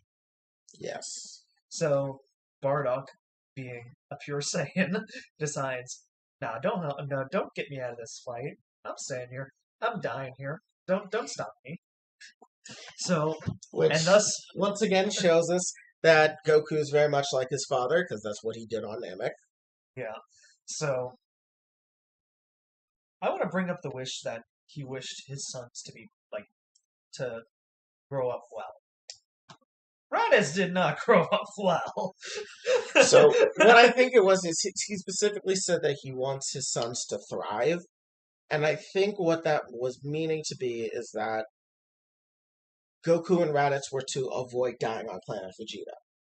So, through the power of the wish, someone makes the decision that Raditz should go with Vegeta, and that's why they're off planet. And that Bardock, the wish also made it so that maybe the power. See, that's the other theory that's going on, is that maybe because Bardock got the power to be gas, is he got it from the wish, because the only way for Goku to thrive is if Bardock can get him off planet. I don't even think that the dragon even gave Bardock a power boost at all. Yeah, because see, I don't think that dragon is not strong. That dragon is weak as hell. It's weaker than Shenron. exactly. That's what I'm thinking. But I'm like, basically, to make it thrive, Goku and Raditz need to be off planet, so then they can grow to be adults and make decisions of their own. Because think about it from Raditz's perspective. Raditz was born into a low-class family, got to basically, like, mid-level to high-level, like, fighter in Frieza's army, lived for, is he, like, 4 years older than Goku? Anywhere between 4 and 7 years older. So he got to live, a much longer life than Goku up until that point. And he died on his own terms. He died fighting. I mean, he died a high-class warrior. But actually, I want this to be my fan theory. I want to think that everything related to Motai, what's his name again? Monito. Monito. I want everything related to Monito to be absolute shit. So the dragon is shit at completing this wish. So it's just, oh yeah, Raditz is off-world. Does he survive all the events of Dragon Ball? Nope. Nope. Just Monito is so bad at being a character, even his Dragon Balls are shit. I mean, it's kind of hard for me to go with that, considering that dragon gave us the most broken wish that we've ever gotten in the franchise. I mean, he did commit the most broken wish, which was... Oh, he made the problems even worse for our characters. Oh my god! Can this dragon do anything right? Oh my god. But, yeah, no. Oh yeah, the one thing he does right, he just goes ahead and makes life harder for our main characters. Yes, this dragon is great. Monito is so good at controlling these Dragon Balls and everything else associated with his character. Oh my god. So the one time the Dragon Balls work, it's to the detriment of our characters. Oh my god. Okay. It's very clear at this point that Sovereign has his feelings about One Night Show, and I am just way too high to actually try and rebuke that, because he is worthless. Moon Knight is a very worthless character. Not worthless in the sense that he has worth to the plot, but his net contributions in the scenarios he's in within the plot is like minuscule. I'm gonna bring this up again. He does half of what Dende can do in 1 minute in 20. This man is a worthless healer. I hate him. Yeah. His only defining, like, his only good attribute is the fact that he stepped in front of Bardock in this chapter. That's the only good thing he's done in this entire saga. Oh my god! I mean, he can't even control his godson, for God's sake. I can't disagree, because he was fully willing to let Gas murder him and Granola. For why? Like, he was like, "No, you run away, Bardock. This is my reason to die." I can't. I just don't like him. I just don't. I don't like him. I feel he's pathetic. Yeah. But not in the pathetic you have sympathy for, but the pathetic that you have antipathy for. Yeah. But I want to at least dive into one thing before I start going into the quality of the chapter. How much of the vodka did you drink? I only drank a quarter of the bottle. Okay, just for context, it's a small portable bottle. It's one of the ones you can fit in your pocket, I swear to God. Yeah, I don't get high, so I haven't tried the herbs yet. So the 13 herbs and spices. Yes, I haven't tried those yet, so I'm completing my impairment promise on alcohol. Yes. But God damn it. You completely derailed me. You completely derailed me. You wanted to talk about it was something else before we talked about the quality of the chapter. Okay. It was the foreshadowing, or not the the foreshadowing, yeah. The foreshadowing to the Broly movie, where Gas is constantly referring to, once you realize what's going to happen to your race, it's going to hit you like a meteor. And I'm like, wow, very on the nose writing there. That was very on the nose, and I did find it very funny, though. That was actually really funny. I did like that, mostly because of how, like eight-brained Saiyans are. Yes, I realize the pun. But considering how like warrior-like they are, the fact that it just completely goes over Bardock's head, like, huh? What do you mean? And I'm like sitting here like, I do not know what that It's like, means. you dumbass ape. But I did really like that foreshadowing, even if it was extremely on the nose. What are Yeah. your thoughts on it? On one hand, I do like it because it does contribute to how Bardock acts in the Broly movie. But the other part of me kind of feels like it kind of makes me feel like they were writing for the Bardock the Father of Goku version, not the Dragon Ball Super version. I can see that. I can see that. And so I don't know. I'm trying to find the right words to describe how it feels. It's I don't want to say forced. It just feels Contrived? yes. Yeah. Feels contrived. Like, oh, it's gonna hit you like a meteor, or you're not gonna be here anytime soon. It's kind of like, I mean, I feel like that's just not how Bardock would learn this information. Like, Yeah. Bardock, in both continuities, seemed to be an inherently skeptical person about the Saiyans' place in the universe under Frieza. That it kind of feels like him learning this like that is just a contrived attempt at trying to make it feel like he was set up for this type instead of that's just how he is. Right. Okay. Yeah, I can see that. And so to wrap up this chapter, because unfortunately all that happened was a flashback off of a really good chapter, so I think this chapter was pretty good. It was pretty good. I think that what needed to be revealed was revealed in a very good way. I think that while the foreshadowing was extremely heavy-handed, I did appreciate its inclusion.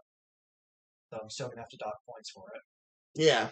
And I would say I am a little disappointed that the payoff from the build-up wasn't like that satisfying because like I think a lot of the anger that comes from the Dragon Ball community is just the build-up that oh Bardock discovered this weakness that only he and he alone had discovered, and we're going to find out from the scouter what he truly did, only to just have a survival brain.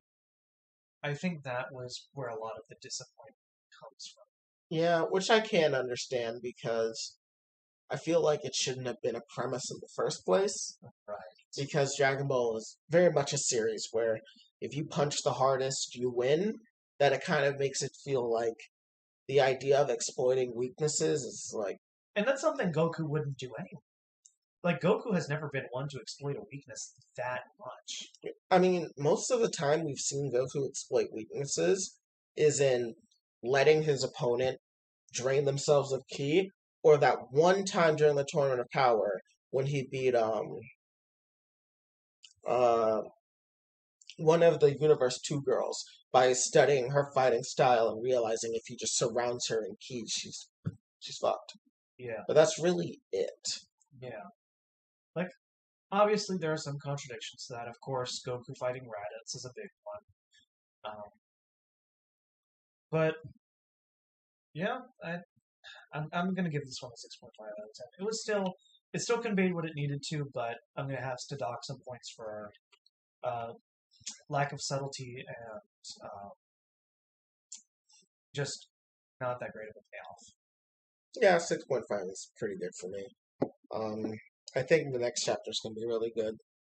Well, since we're going to be coming out of a flashback and Goku's going to realize what he needs to do, hopefully. Or no, Vegeta will realize for him. That's definitely what's going to happen.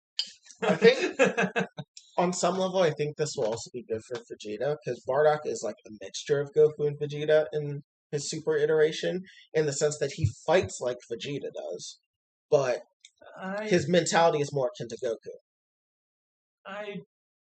don't like simplifying Bardock's character like that, but I see where you're going with that. Yeah, not like it's not simplified as in, oh yeah, Bardock is just Goku plus Vegeta, but it's more like Bardock has aspects of him that are like Vegeta, which is supposed to be more analogous to more like a real, like a typical Saiyan, but he has the mentality that Goku has. So see, that can really be justified with about any other Saiyan because, like, oh, he's similar to Vegeta because he acts like a Saiyan.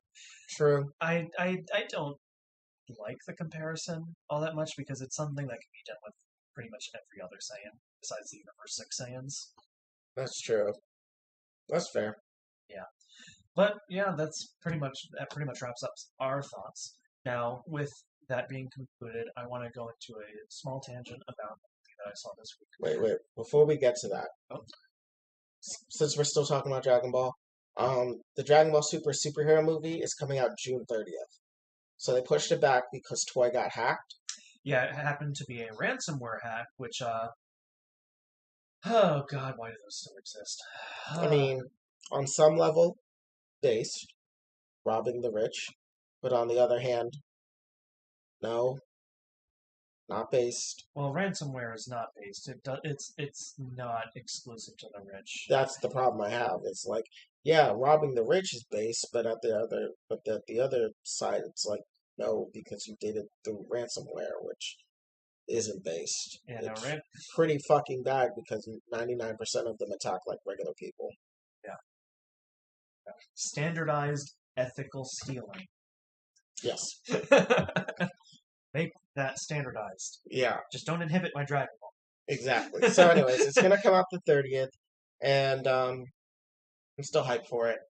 Still hyped for Ultimate Piccolo, Yeah, and we've given our thoughts on it before, and of course, my opinions being that it won't be as good as Broly, but it's going to bring Dragon Ball back to like its roots somewhat for a small period of time to like emphasize Gohan's character, and I think that is something Gohan desperately needs. yeah, So, with all of that being said, I'm finally going to be able to go into my tangent here.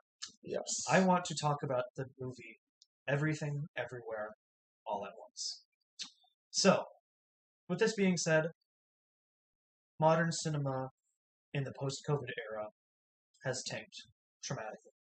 There are no movies that the movie gets hyped for anymore. I saw a moderate amount of hype for Licorice Pizza, but not too much. So with a lot of art house films, I'm not really seeing like the general movie going community getting all that hyped for anything.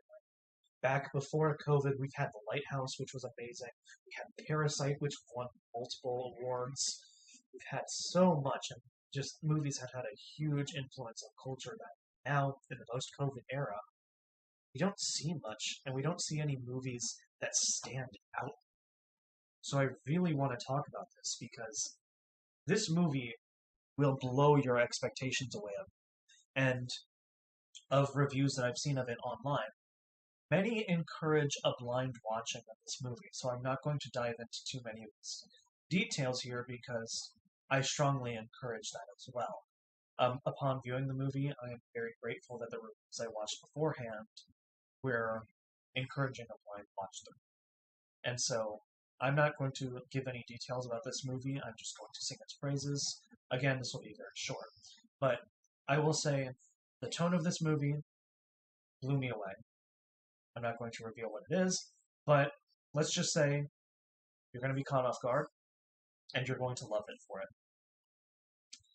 And then as far as the characterization, I feel like all of it's really well handled, and some of the characters like pull off their roles really well. Some characters like have multiple roles, and I think it was handled really well. So, with all that being said, I know that going out into cinema is risky during post-COVID era, even though the post-COVID era still has COVID out there. I do want to influence people to go see this movie because I want movies like this to still exist because after COVID, theaters have gone on the downward trend, and I want to see more films like this because I'm going to be honest, this movie is the most fun I've had in the cinema since No Way Home. and that is a big task to get me to enjoy a movie that much. And it was made by A24 Studios, which is very centered around a lot of art house films. I believe they made The Lighthouse too, and I believe they also aided in Parasite, if I'm not mistaken. They focus mainly on horror. Yeah, which this doesn't really have many horror elements, but I will say, stick around for the whole movie. Will enjoy it if you're into art house films of any kind. And yeah, I can't sing this movie's praises enough, and it's unfortunate that I have to restrain myself because the reviewers I watched, like I said, encouraged a blind watch through, and I trust Cosmonaut, I trust Schaeferless, I trust their review brains, so I'm going to reflect that in this review as well. Fair enough. It's unfortunate that I can't give much more detail because I believe in the fact that a blind watch through is the best way to watch this movie. I would probably anything about it personally. When I will, and it's in theaters now, right? It's in theaters right now. It's been in theaters for about a week. So, well, whenever it comes out on streaming, I'll watch it, and I think it could be good because I actually know nothing about it. Like you told me, it currently has like a 90 on Rotten Tomatoes right now. Yeah, because you told me that you went to watch the movie, but I didn't even look up like the trailer. Like I don't even know what it is. Oh, then don't watch the trailer. Yeah. For the love of God, don't. Like when I first saw the trailer, I was like, "Oh, this is copying like a formula that has been established before in cinema." But as soon as you watch it, like, no, it blows you away once you realize what the premise of the story is. Okay. Yeah. Well. And also, if you like a thing like existential thinking, you'll love this movie too. Oh joy! Oh yeah! Oh yeah! No. I love to do existential thinking, especially when I'm high, but not now. Maybe I wouldn't encourage it because it goes pretty far. Oh God. So did you also see Magnificent Talent? Oh, that comes out this weekend. Oh, I thought that came out last week. No. So what he's talking about is The Unbearable Weight of Massive Talent. Massive Talent, that's what it is. The Nick Cage movie, where he stars as Nicolas Cage. I'm actually excited to see that movie because the whole internet is memeing on it right now. It currently has 100% on Rotten Tomatoes, which I love the internet so much. I mean, think about it. Like, I think that's a real thing, is that there are a lot of actors that don't play the character. They just play, they kind of play just a version of themselves. Like, I see that a lot. Like, oh, I'm just playing Nick Cage. I'm playing Will Smith. I'm playing Ryan Reynolds. I'm playing The Rock. I am playing... Yeah, where they're basically the same characters, but I think they finally, accepted that and made it so that, yeah, it's basically just our actor doing ridiculous things. And that's how we're going to frame it, because that's exactly what it is half the time. Yes. Yeah. And it's just because, Nick Cage is known to, be, extra on the screen. Not the bass! Yes, but I am really hoping for a Nick Cage freak out. Oh, because God. Those are iconic. Did you see him in that Five Nights at Freddy's movie? I haven't Wonderland? I haven't seen that yet. I need to watch that. It's so good. That it's bad, but good. Okay, so it's good in an ironic sense. Yeah, I mean, oh my God, it reminds me of the. Do you remember the Banana Split show? No. Okay, it was this whole thing on Boomerang, by Cartoon Network, and there's a horror movie based off of them.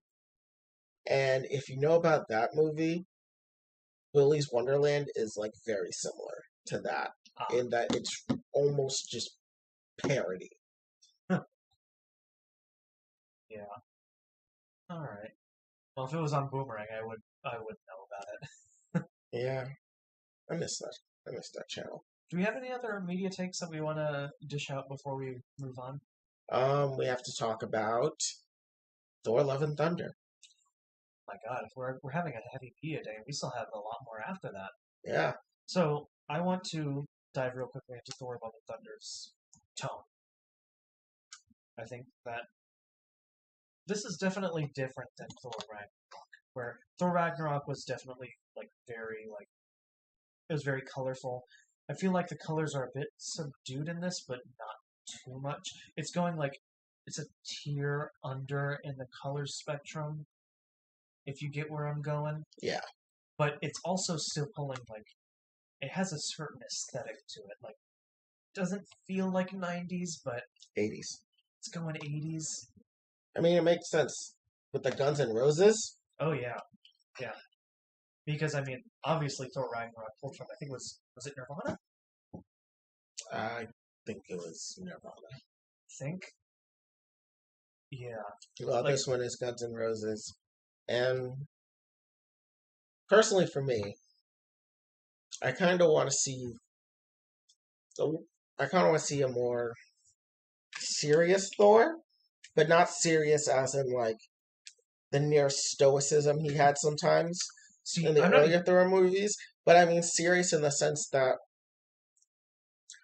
they'll actually be able to handle Thor talking about his trauma and past and not make a joke.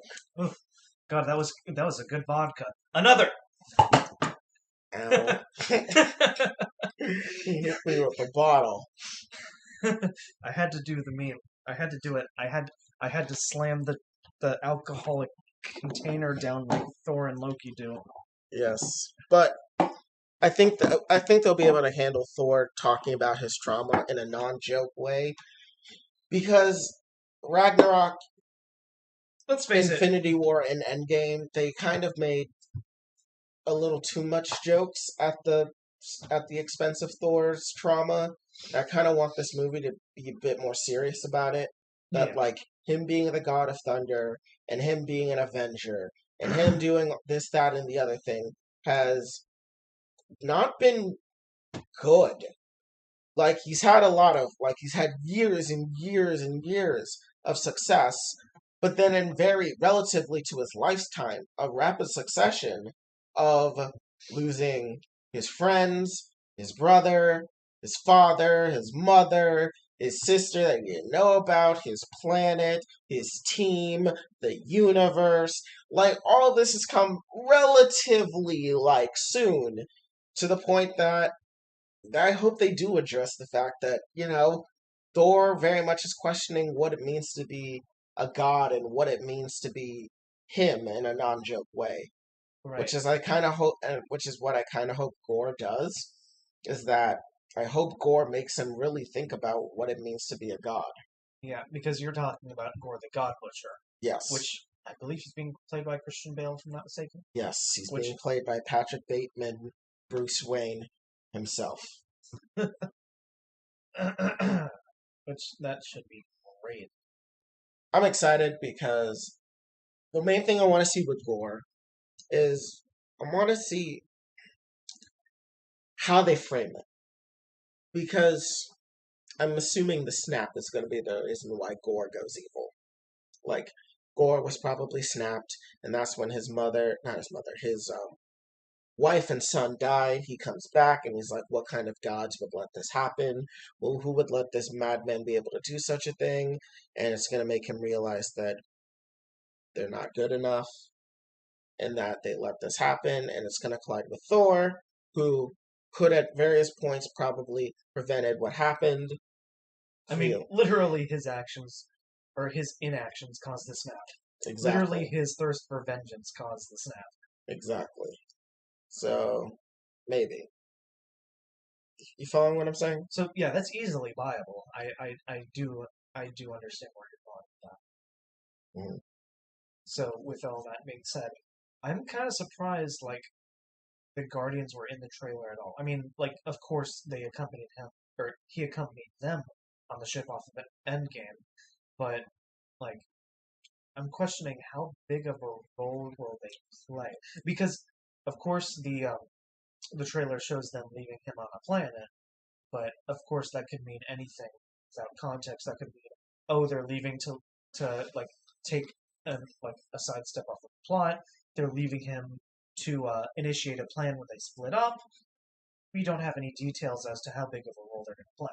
So I think everything we've seen of the Guardians in the trailer is a first third part of the movie Yeah, where it's going to be Thor. He's trying to feel at place with them.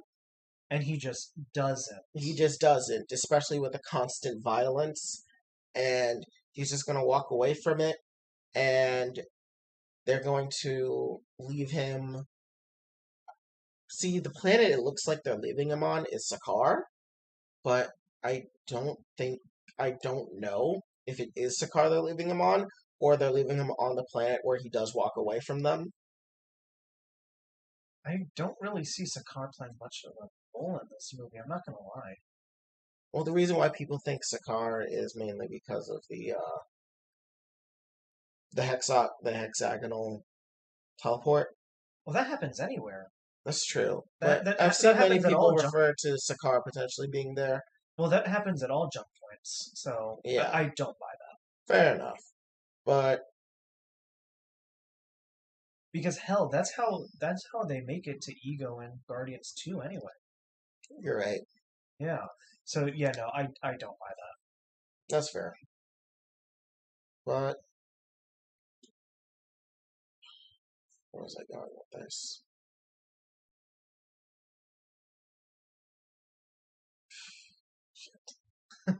You lost your train of thought. I lost my train of thought. I was thinking, So we were talking about the theory about how it takes place on Sakaar, and how I completely disregarded that. yeah, Come on. I think it was mainly just that.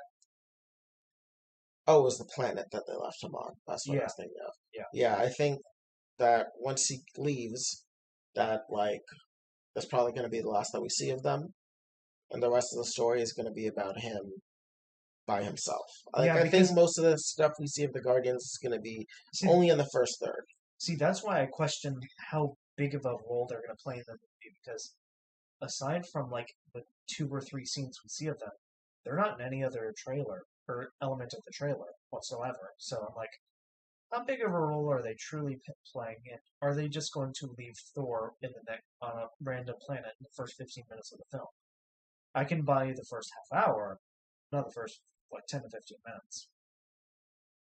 Yeah, So I see where you're going with that because they they put too much build up in Endgame to only have like the Guardians abandoned planet.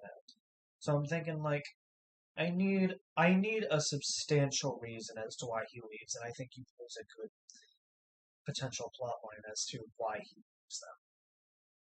And also like the line spoken by Star Lord is enough to support that theory. yeah. Yeah. But so we've talked about the aesthetics of the movie. We talked about potential plot line with the Guardians' involvement. Um, I want to talk about Lady Thor. Yeah, let's talk about her. So Natalie Portman's coming back. Surprised that we all saw coming. Yeah. Which, honestly, surprised that we're seeing Mjolnir repaired, considering Thor never bothered to do it. Well, I I feel like part of the way that we're gonna find out that she's worthy is that Mjolnir will kind of reform itself in the sense that I don't think Thor ever felt the need to try and repair Mjolnir because he has Stormbreaker. Or even before getting Stormbreaker, I feel like in a desperate attempt to beat Thanos, he would try that at least once, but he didn't. But then again, he kind of couldn't because it was still in Norway, and Thanos stops him in space on his way back to Oh, Earth. that's right.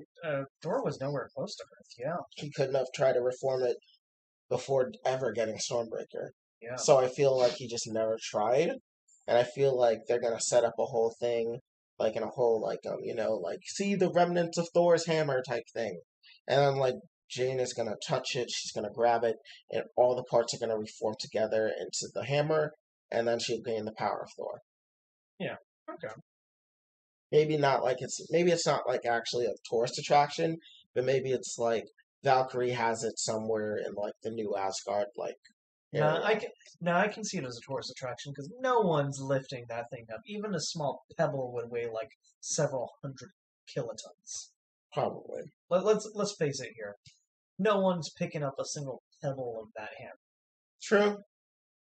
But I think that's how they're gonna do it. So that thing's got to stay where it's at. Yeah. Oh right, I forgot. They wouldn't have been able to move any part of it from anywhere to put it into a tourist trap unless they did the land under it.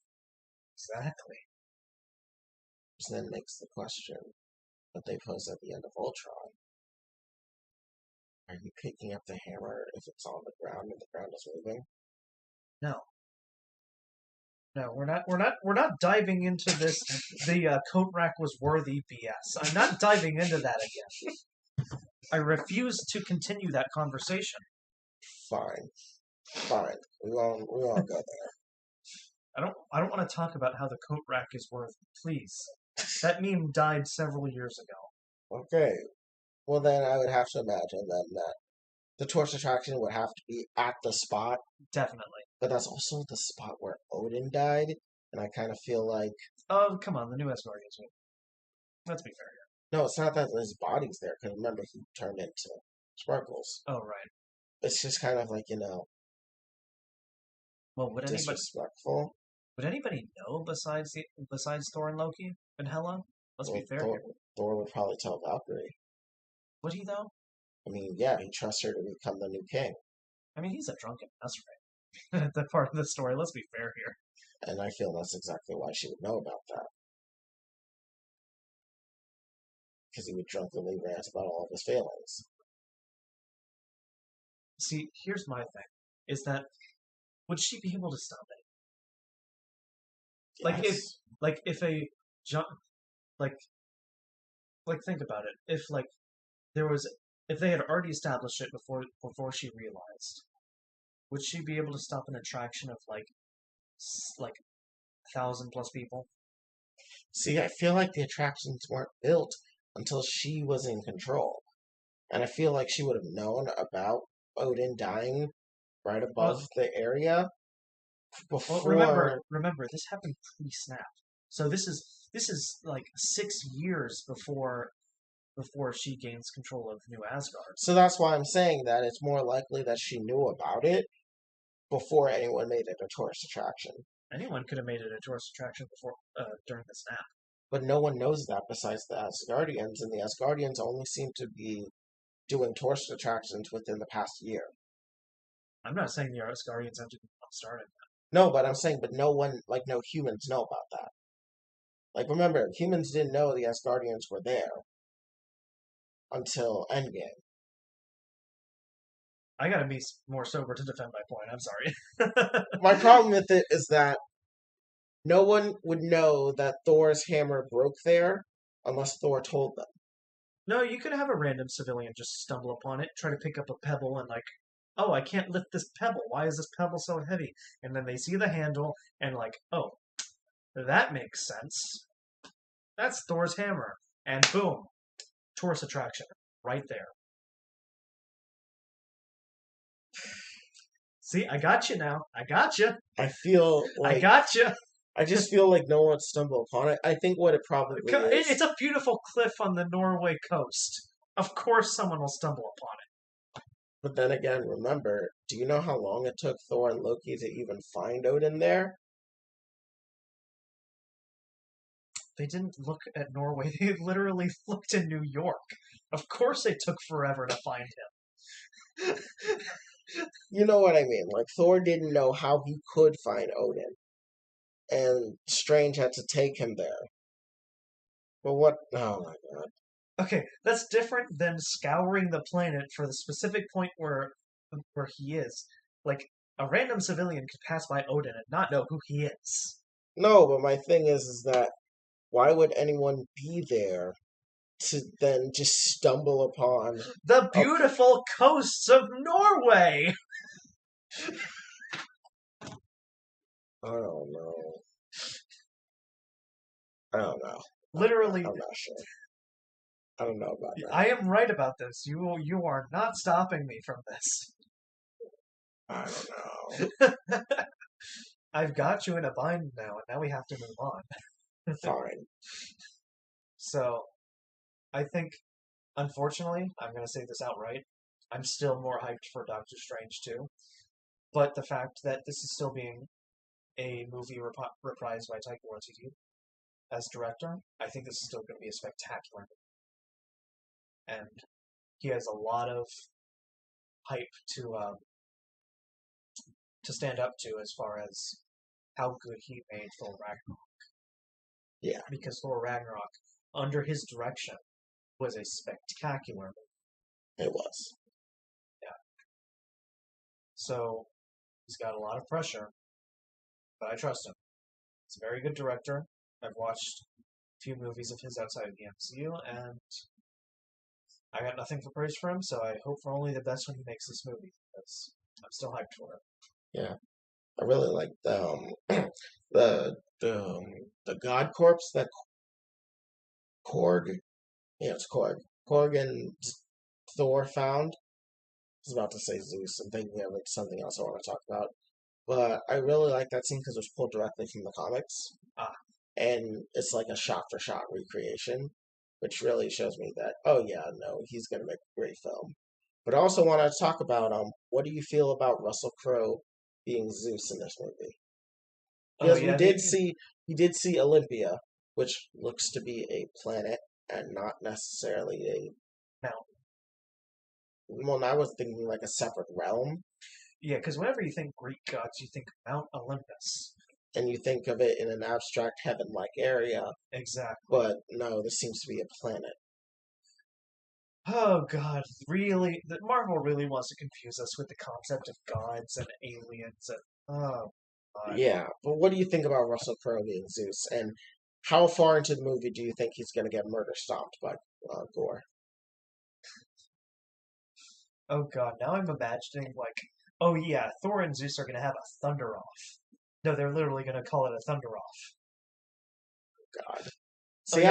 I don't think we'll ever see Thor and Zeus. No, they're going to have a manly display of lightning and thunder, and I want to see it now. They are going to call it a thunder off. You mark my words. I will pay you $50 if that happens. Hell yeah. You heard it here first, folks. Will you pay me $50 if you're wrong? Hey, we got it on stream. Perfect. So you're going to be paying me $50 when Mai was right in that Thor and Zeus probably don't have any big of a major interaction with each other before Zeus gets absolutely murdered. Because let's be honest here, Zeus is not living. If anything, this is supposed to set up the real rivalry that is between Thor and Hercules. Oh boy. Yeah. They really want to just introduce all the gods. Especially with Moon Knight. How does that even make sense with the Greek gods if they're on a different... Oh my god. Well, then again, I guess it's the same concept as the Norse gods that do inhabit another planet, so... Yeah. Yeah, alright. Very interesting, though, that planet is not within the 9 realms. That is true. Moving on, I think we've spoken all that we've said that we wanted to about Thor, Love, and Thunder. Yeah. So, anything else you want to dive into real quick? What part of DC do you want to talk about? Ezra Miller, or do you want to talk about Warner Brothers Discovery? Let's talk about Warner Brothers Discovery. Okay, so recently a Variety article came out where they talked to the head of Warner Brothers Discovery, as Warner Brothers and Discovery are going through a merger, where I believe they'll be called Warner Brothers Discovery or Discovery Warner Brothers. One of the two. Yeah, Warner Brothers Discovery, I believe, was the title that they ended up on. Yeah, which so I think Warner Discovery is better, but that's not my decision. Yeah, and so I think Discovery is going to be the ones in control, though. Really? Yes, because in the Variety article they talked about how they want to set up their own DC content vertical, which, if you know what a content vertical is basically what Disney does. Like Like they have Star Wars has its own studio and everything. Pixar, own studio. Marvel, own studio. They want to do that with DC. So it's like how you're saying, like, oh, it's under Disney, but they have like it's an independent company under the umbrella of Disney, like how we have Lucasfilms, how we have Marvel Entertainment, how we have Pixar, Yeah, how we have all of they those want to things. do that for DC. So like make a DC Studios or DC Entertainment. Yes, Okay. they want to do that. And they specifically called out how they believe the Superman character has been languishing, which is completely unacceptable. Yes. And they said that they would much prefer to start focus on building up characters like Superman instead of focusing on second string characters like the Joker. Which, Honest to God, because Superman is their Spider-Man. Superman is their Iron Man. Superman should be the symbol of hope for that entire franchise. Superman should be the concrete that the franchise stands on. like, people should be excited to be Superman like they are when they see Joker. Yeah. So, yeah, they talked about how they want to completely revamp it. They said that they're looking for a Kevin Feige figure to to run the entire thing. They want a Kevin Feige figure. They want to replicate the MCU's content vertical. So then everything is going to be more uniform. And this is probably also going to extend to comics and other animated movies and shows like Young Justice, where they're all going to try to be synergistic. Where, you know how. Now I just wish that Injustice movie was pushed back 5 years. Holy shit. Because here's the thing. You know how Marvel does a thing in the MCU, and then the animated shows start to become more like the MCU, Yeah. and then you have the comic books, which will change characters to be more reflective of the MCU. They want to do something similar to that with DC, except I haven't heard they want to do it with the comics, but more like the animated versions of these characters should be propping up the main versions and vice versa. And they want it all to be in one regulated studio run by a singular person instead of how it was just mattered across Warner Brother Pictures. Right. Because we have how many different universes in this goddamn series? We have the DCEU. We have wherever the hell Joker lies in. We have wherever the hell the Batman lies in. Like, and then you also have the CW verse, which is technically canon to the DCEU as well, but that's an entire different thing with a different. It's like how this. It's like the CW verse and the DCEU is to the Sony verse, the MCU, and the Raimi trilogy. But then you also have things like the show Krypton, which was on Sci-Fi, and you have Superman and Lois, which is not a CW show, but you see how all of it is. Oh yeah, and then also you had Crisis on Infinite Earths on whatever goddamn show it happened on. It was Flash. Oh yeah, it happened on Flash, yeah. But that was and that brought in Smallville, and it's just all very disconnected. It's a mess. It's a huge mess. So they want to fix that. They want to make it so that everything feels more in line with each other. So I can imagine we would probably get something like we'd have more DCEU movies, but also HBO Max exclusive shows. A huge misconception is that Zack Snyder controls the DCEU, which is not true.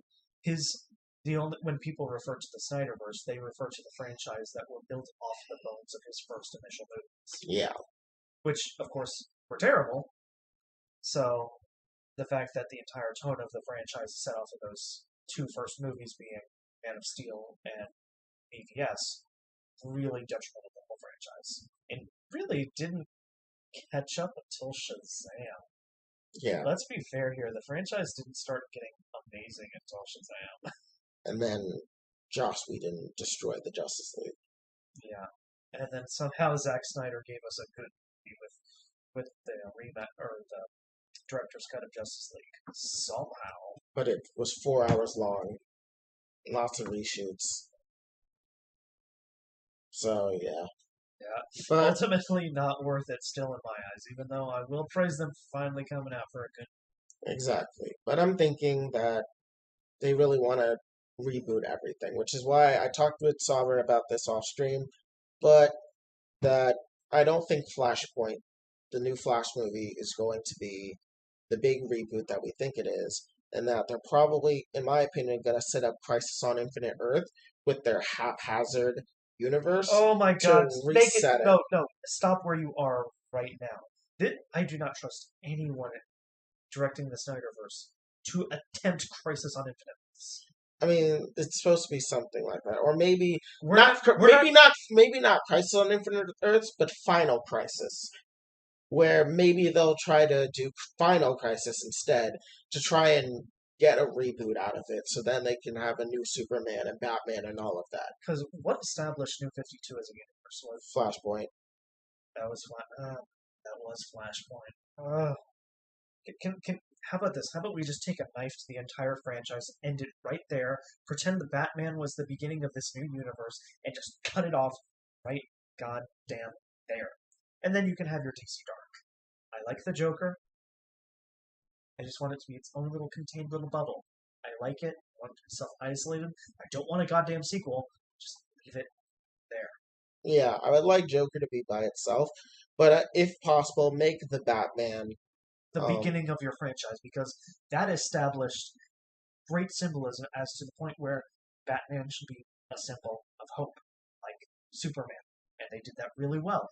I don't want to tarnish that. Yeah, I want. Especially because Pattinson is really good. And I mean, it is ripe to be expanded upon because we're getting the Penguin show and the GCPD show with Jeffrey Wright. So maybe that could be the beginning of the content vertical for the DCEU. And maybe from there they'll introduce the rest of the Justice League. Especially because the Batman was so much of a goddamn masterpiece. Like, we reviewed it on stream. I love the cinematography. I love the lighting. I love the sound design. I love the soundtrack. I love the characterization. I love the costuming. I love everything about this goddamn movie. And don't want it to fall off the wayside just because the rest of the franchise was bad. I want this to be the beginning of this new franchise. I want the DCEU. Rather than the DCEU, we make this a new goddamn timeline. We make this new. What were you saying? What was the term again? Content vertical? Yes, that. I want that. I want the DCCU to be a thing. Yeah, I hope so. And I hope that we can build it off of the roots of the Batman. I mean, that would probably be the goal, but we have to get through the Black Adam movie, and the Aquaman movie, and the Flash movie, and the Wonder Woman 3. Which, now that you bring it up, the Flash is a good segue into our next story. Yep. So, what we've been waiting to talk about the whole time. Ezra Miller getting arrested again. I have gone on and on about my hatred for Ezra Miller in this role. And my hatred has been validated once again, ladies and gentlemen. So, Ezra Miller got arrested in Hawaii again for attacking women again. And they're back in prison. And it's just really embarrassing because it's really emblematic of how much of a shit show Warner Brothers is with their actors compared to Disney, where, oh my god, they did nothing to get this person help. Like, they have been clearly struggling with substance abuse and maybe other mental issues that I feel that as a studio, if you're going to make the one of your tentpole franchises headlined by this person, you should be providing them with everything. And for those of you who want to come in and say, oh, what about Barry Keoghan? Isn't he getting arrested too? Isn't that Disney's problem? Guess what? It's DC's problem too, bitch! Yeah, it's DC's problem because he's playing the Joker, which comparatively is a much more important role. Also, the fact that he only got arrested for, what was it? It was disorderly conduct, which is nothing. What, mind you, it's disorderly conduct in Ireland, which you have to be pretty rowdy to get disorderly conduct. But compared to what Ezra Miller got arrested for, if you want to go into it. Ezra Miller, he's just attacking people, violently attacking people, which is just completely unacceptable, and so they are basically been in and out of jail. and it's very clear that they need help, and I hope they can get the help that they need. But this is dangerous, and Yeah. it's just emblematic of how Hollywood can destroy someone or make all the worst parts of someone come out, and the studios that have these people as stars don't do anything to try and help them. Yeah, and please excuse my excitability. I just really wanted a different Flash. I really Yeah, did. and I mean, at this point, I'd be hard pressed to believe that Ezra Miller would get too many chances after The Flash. Honestly, Yeah, especially because this movie's about to be released. I guarantee you it's almost done. Like, I'm pretty sure, like, within the next month, everybody at DC has this movie ready to ship out. yeah. So I'd be hard pressed to see if they put Ezra Miller in anything else. But this is just kind of really sad. Also, a reason why I'm glad Discovery is now taking a role in organizing DC as its own like content vertical. Yes, I want DC Studios. I want synergy. I want for these companies to have a vision for what they want to do instead of just kind of throwing shit at the wall and then scraping it off and making that into a movie without any regard for any of the other movies you created. Have you heard of Zack Snyder's philosophy for making movies? No, what is it? So he said this in an interview once: is that he doesn't want to dive into the deep characterizations of characters. He wants to dive into the lore, which is a very BS explanation. Let's be honest here. I, on one hand, I can understand what Because that means, but on the other hand, I'm thinking you can't. like Like, because lore here's can only carry a story so much. here's what I hear when I hear that. I hear he has a hard on for big comic book events. That's what my ears interpret when I hear that line from that interview. Is that he doesn't care about developing a character, making them go through a journey, putting them through hardships. He cares about looking at, oh, what's this number one Batman comic? Oh, is this The Dark Knight Returns? Oh my god. Slap it on screen, everybody. Yeah, it is. It was pretty upsetting that he was trying to get the Dark Knight Returns Batman to be our main Batman, which No, no, don't, don't. I mean, the Dark Knight Returns, in my opinion, is good but overrated. And unless you want to go with the All-Star Batman and Robin version, I just think that was kind of doomed for the start. Yeah, especially where, like, it's like we have a difference between like Battinson and Batfleck, where we have a Batman who's probably been in the job for 20 years versus one who's been in the job for 2. Yeah, Because I'm glad they started at 2 years with Robert Pattinson, because let's face it here, we've seen the Batman origin story how many times already? Probably at least 4 or 5. yeah. We saw it in Joker. We saw it in the Batman. We saw it in Christian Bale's. Yeah. What was the fourth one? Because we didn't see it in the DCEU.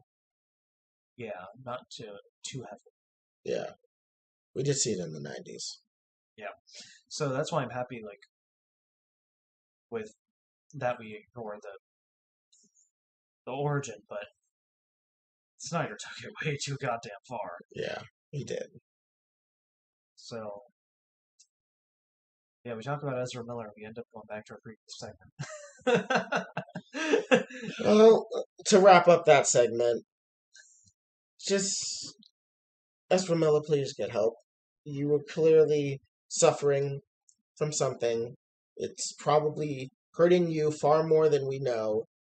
Please get help because you are clearly hurting yourself and other people, and you have a lot riding on you. So please get help. And DC, please cast better flashes, please.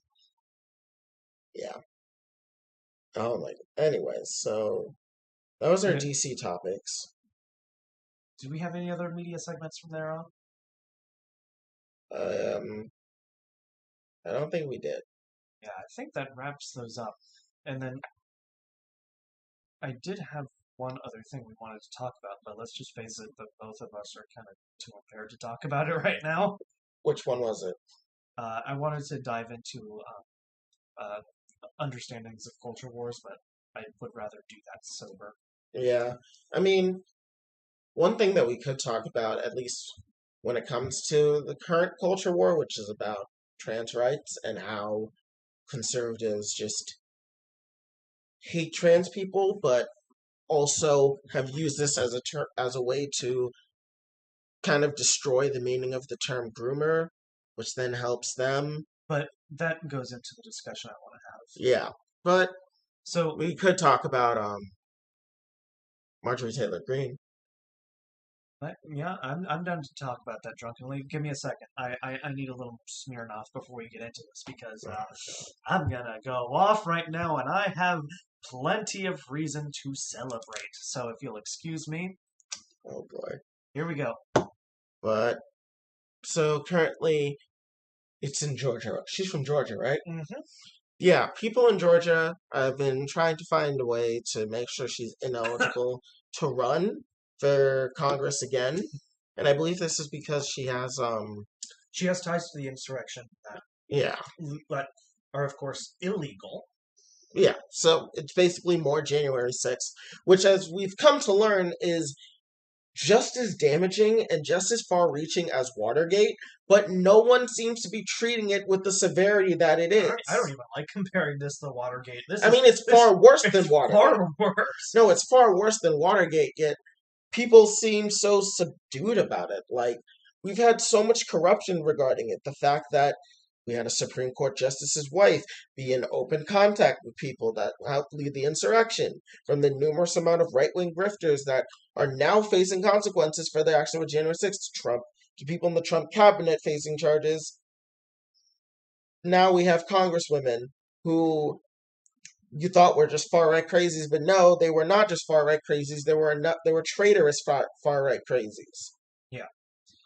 And so they're trying to figure out a way to make her ineligible to run so they can get her out of office and hopefully prosecute it, right? So we celebrate because she's going to be testifying here within the next couple weeks. Oh, in front of the January 6th committee? I don't believe so. I believe it's actually going to be to testify whether she's eligible to run again. I believe it's gone that far. Who will be presiding over it? I don't know the full details on that yet. But at this point, yeah, things are looking pretty yikesy for her. Now, I will be honest about our chances of getting her to not be eligible to run again. I do believe our chances are a coin flip. I do believe we have a 50-50 shot of whether or not she can run. Yeah. But then again, we also have to think that even if she's ineligible to run again, that doesn't necessarily mean that a Democrat's going to win. Oh, no. But there's probably another far right crazy there that is just more subdued in their approach. Yeah. Which, I'm going to be honest, like, she's crazy on the surface, but I'm still scared that she could be someone that's, like, cunning underneath. I don't think she is. I mean, personally, I think we should never let that be an option, is what I'm saying. That's fair. We should never let that be a possibility. So we need to, like, combat this, because who knows if there's someone crazy on the surface, but underneath is orchestrating a coup underneath our feet. Yeah. So that's why I want to nip this in the butt as fast as possible, because who knows if Marjorie Taylor Greene is as crazy as she is, or if this is a shell for her to put on. I'm not willing to take that risk. I love making fun of her, but when it comes to traitorous scum, I want to get this out. Yeah.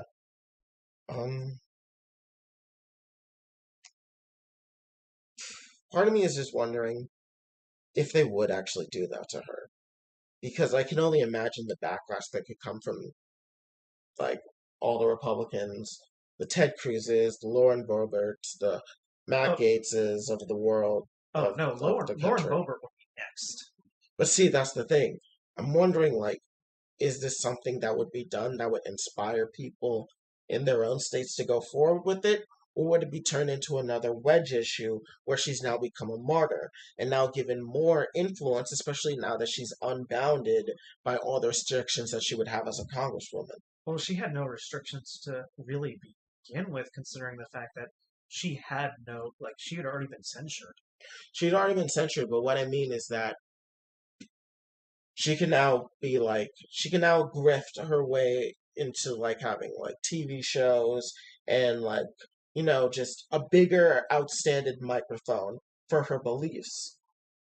What I'm worried about is that this becomes a wedge issue.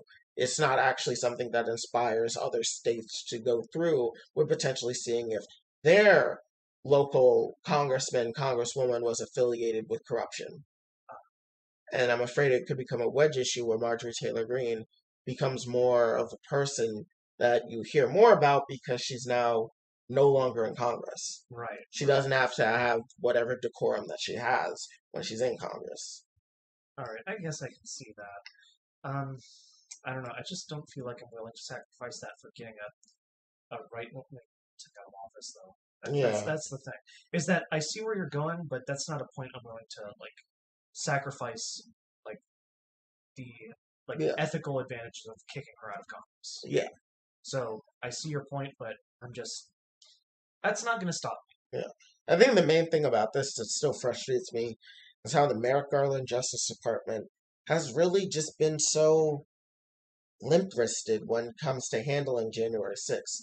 They're doing pretty much the bare minimum in actually prosecuting people and making this about as serious as it's supposed to be. They've completely underplayed it to the point where it now just feels like, you know how you hear about, oh, nebulous corporate CEO is in trouble for nebulous corporate CEO issue? I feel like that's what it's like in the public zeitgeist, where people are like, "Oh yeah, they did something with January 6th that happened," but they're not reminded about what January 6th is and it. how terrible it was and how emblematic of a problem it was. Remember, everybody, liberals are not your friend, and they're just going to let the fascism come in. But see, yeah, I mean, I think this is not necessarily a critique of liberalism, but a critique of Biden and his opinions that reflect within his cabinet, which is the idea of bipartisanship. Oh, so neoliberalism. I wouldn't say neoliberalism because it's not necessarily about economics, it's more a matter of Yeah, perspective. I see that, and that does reflect into like when people talk about liberals, they're like, "Oh, what do you identify as?" It's like, "Oh, I'm a liberal." So I see that, but I feel like the definition of a liberal has kind of been tainted by like, "Oh, I define myself as a liberal Democrat," where it's like it's more of a title than an economic stance. Well, it is an economic stance. The problem is It's that, like nobody uses it as an economic stance yeah, really anymore. So that's what I. yeah, no one uses that as an economic sense. But what I'm saying is that I feel the Merrick Garland Justice Department is emblematic of Biden's insistence on bipartisanship, his idea that there is this mythical center right conservative that just needs to be told the truth and that they'll snap out of it and they'll come to understand what the Democrats are saying and they'll cross the aisle. And you're gonna love this. Biden's planning on running again, Yeah. But which I feel the Merrick Garland Justice Department is emblematic of that, where they don't want to actually prosecute the people that have committed the actual crimes that happened during January 6th because they're afraid that it will alienate this mythical center right candidate when people's opinion about January 6th are not nuanced. It's either they supported it or they didn't. so he's taking the Obama approach. Great. I remember how he didn't prosecute war criminals. I love that. Well, you have to remember he was also Obama's vice president, and I'm going to be perfectly honest with you. I think that was also another Joe Biden thing. I'll drink to that. I, I just my problems with this is basically my whole problem with the Biden administration is that they keep trying to extend olive branches to nothing.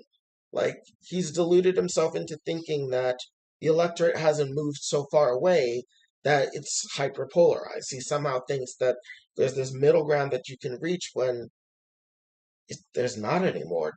They've made it too simple. Yeah. it's unfortunate that he doesn't realize that we elected him to avoid fascism, and now he's going to let it come back. Like, nobody elected Joe Biden because he was popular.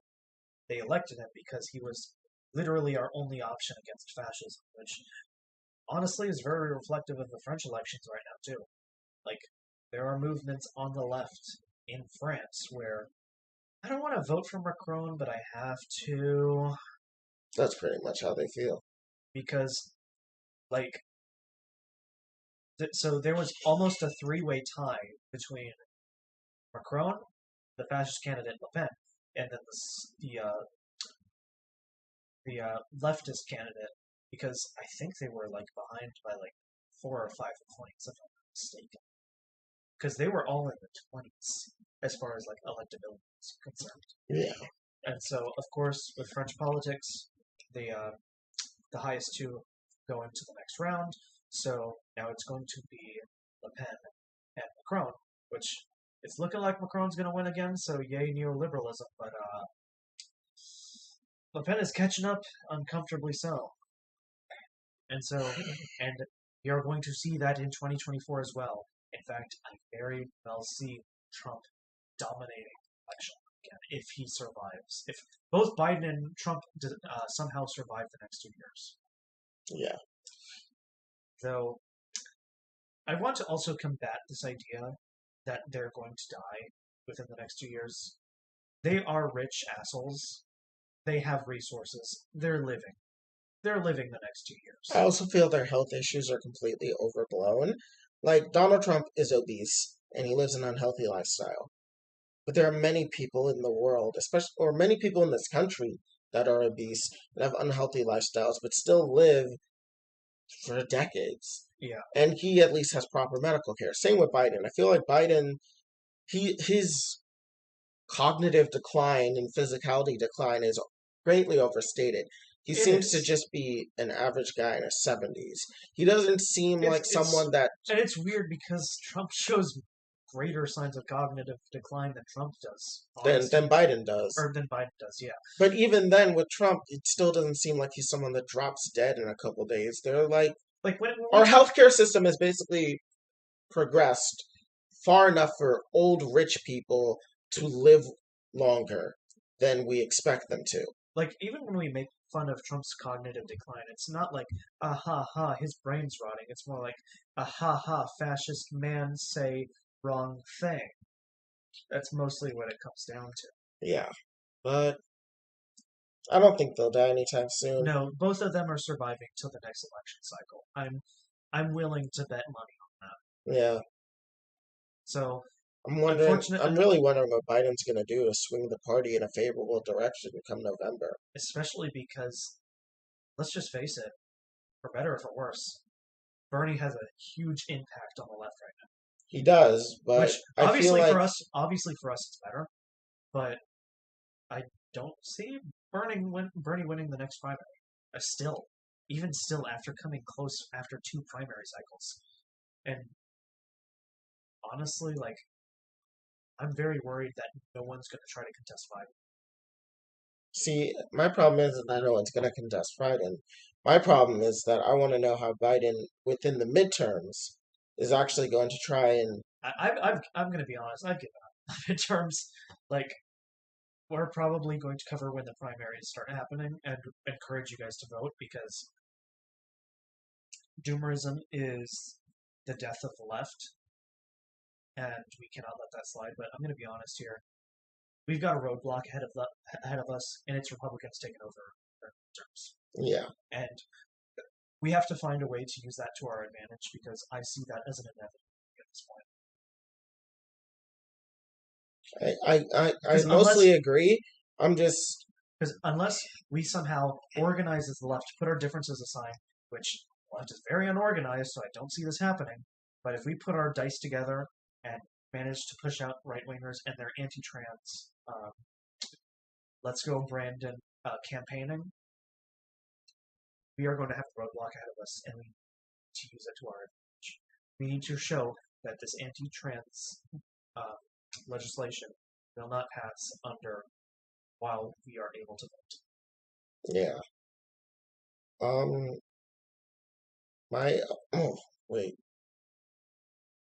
I was going to say something about the legislation, and it was more that the legislation. I don't think the anti-trans legislation. I don't think there's much Congress will do about it because it's being performed by governors, and the way it's being done is that they're being made intentionally with the point of getting shot down inevitably, but it's the public fear that it has over them that I think is what allows it to really flourish. So I don't think we're going to see it much in Congress. But what I think should be happening is that we should be worried about how they're going to flip it in terms of where they're going to give more tax cuts, cut spending in, say, infrastructure or So, schooling, public schooling specifically. so I want to take a quick pause here. So, Shiny is high. I am drunk. At this point, we are going to be rambling from this point forward at our frustration at conservatives. So, I just want to make that up front. Let me just take a quick sip, real quick. So, obviously, there's a lot of fear coming up with this coming election cycle and with how trans people are getting harmed, and I do want to talk about that just briefly because we won't be touching on that next week. As we have teased, we're going to have a breakdown of, well, I guess we haven't teased it yet, we just kind of skipped over it.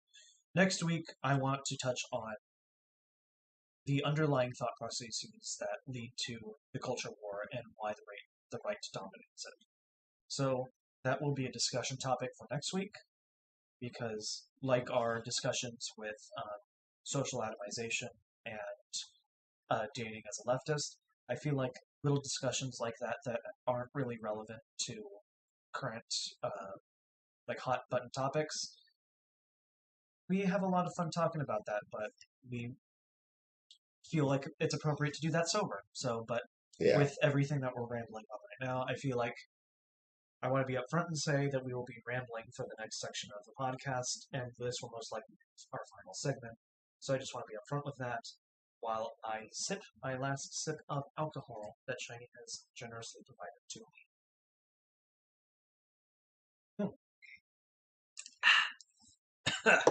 Perfect. So, with all that being said, let's go ahead and dive right back in. So, I'm going to be honest here. Living through this makes me very uncomfortable. I am deathly afraid. And of course, not as myself being a cis man. I'm afraid of what I'm going to see. I'm going to be very blunt about that. We are seeing rights being taken away at an unprecedented level, and that makes me very worried. For me, I'm so my biggest thing about, especially with these anti-trans laws, is that I see it as it's a new scare tactic in the sense that despite these never actually being legalized, or if they are legalized, they're vague enough that it allows for some leeway on some people's parts. They're just going to weaponize absurd bills to just create a culture of fear to And where even when things aren't necessarily outlawed, they make it harder for people to get to. For example, with Planned Parenthood. Planned Parenthood is considered like abortion central, despite it being literally a minority within a minority of what they do, but it obscures things such as better health care that you can get through Planned Parenthood. see, what really frustrates me is that we're seeing talking points being as effective as they are back in the 60s. Like, think about the bathroom bills Yeah, and how many minority groups that's been used against. Like, we're seeing it now with the trans community. How long ago has it been since it's used against the gay community? How long ago has it been since it's used against the African American community? yeah. We're seeing the same things over and over and over again, and nobody's recognizing the patterns. Literally, history is repeating itself, and Americans are so uneducated that we're not seeing it. My biggest thing about the anti-trans laws is that it centers too much. well, yeah.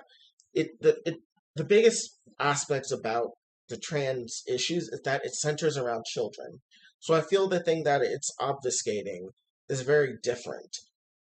The anti-trans legislations, and by extension just anti-LGBT legislation, almost comes at the expense of obfuscating what abuse tactics are, or obfuscating what is abusive behavior, by making it so that words such as grooming have lost their meaning, or they've made it so that the idea of deviancy within sexuality is just something that is otherized, like being a different gender or But liking someone of the same gender.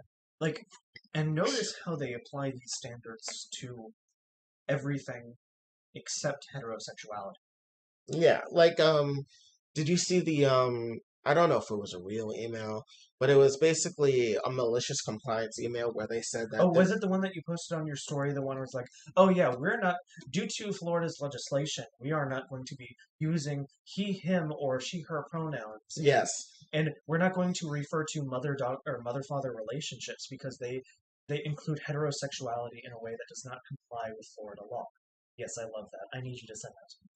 Yeah, I, it's hold on, where was I gonna go with that?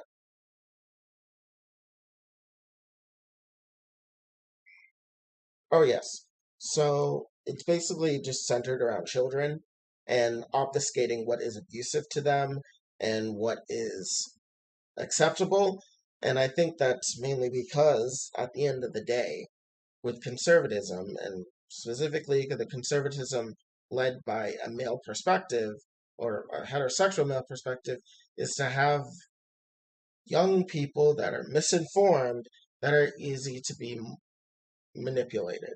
yeah, because Because if we're you obfuscate what grooming means, and grooming means to just be telling a kid that gay people exist, you've basically made grooming a meaningless term. So then, when grooming occurs, person that's being groomed isn't knowing about it, or they make it so that even if they did say it, it's lost all meaning. yeah, and that's been a common thing that we've been talking or we've been hearing And because it's especially concerning because it's in the state of Florida, where one of the congressmen, Matt Gaetz, is currently under investigation for grooming. So I feel on some level it's a very concerted effort to basically change public opinion about what these things even mean, and the vague nebulous relationship between children and sexuality that is yeah, going on. and this has been pointed out multiple times, but with concern to like sexual education, like it's been shown that doing that has led to positive outcomes, has led to net positive outcomes in every aspect. It reduces uh, abuse drastically. It reduces teen pregnancy. It increases the amount of use of contraception because let's just face it, we've done it. You've done it. You didn't listen to your parents when they talked about sex. Let's be perfectly honest here.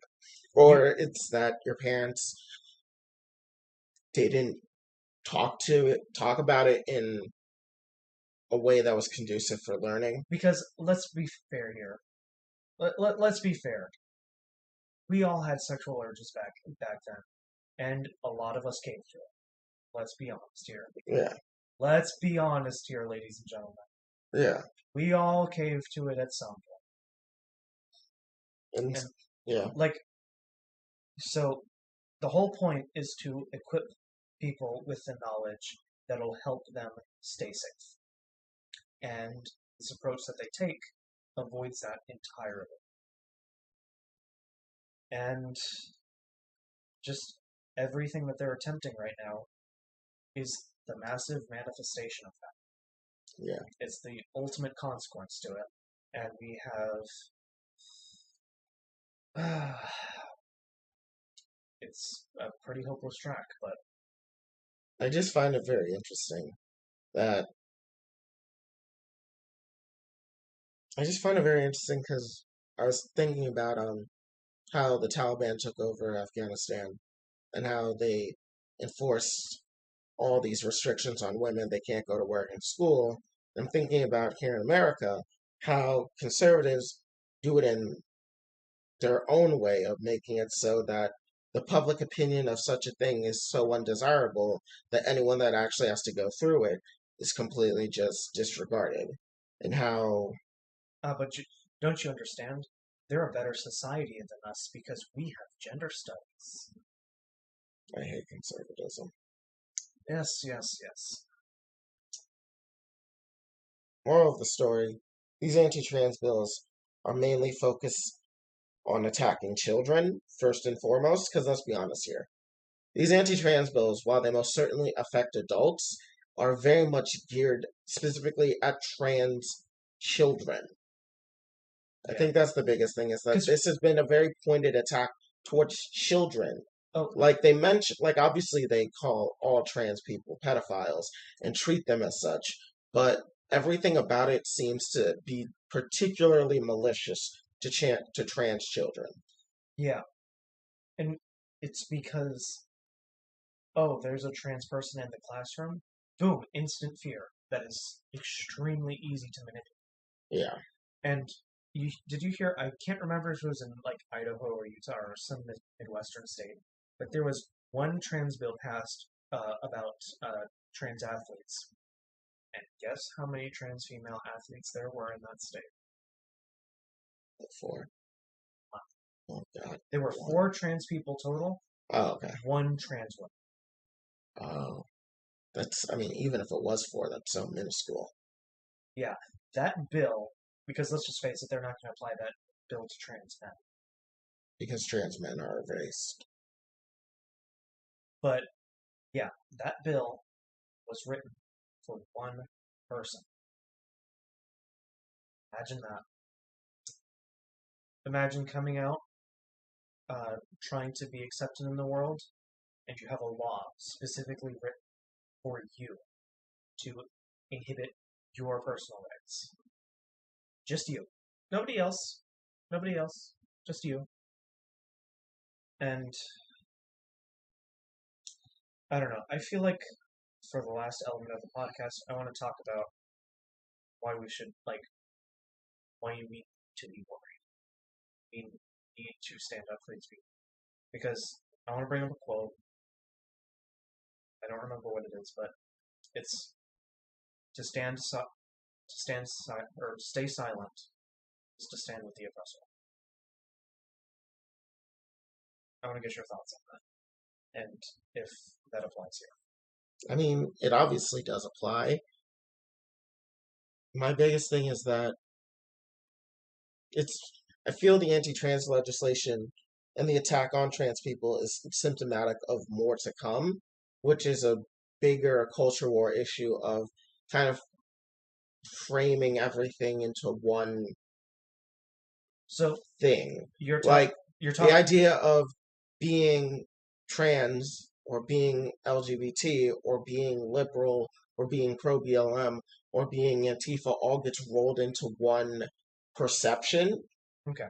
And that it makes it easier to target them through a cultivated perception. It wouldn't be anything legal on the books that would explicitly target them, but through how they're culturally represented makes it easy to target them. So what you're saying is that if we allow them to go target trans people, they will come for other groups next. Yes, because that's how it always works. So that's why you always need to defend every minority group that's going through oppression, because it doesn't stop at just that group. It will affect everyone. So I wanna interject. I want to steal a concept from a YouTuber and Twitch streamer Conyer. They have given a concept in their video called if you don't, I can't remember the title, but basically comes down to if you don't defend trans people, they come after you next. Yeah. And they go into the concept called the white supremacist ladder.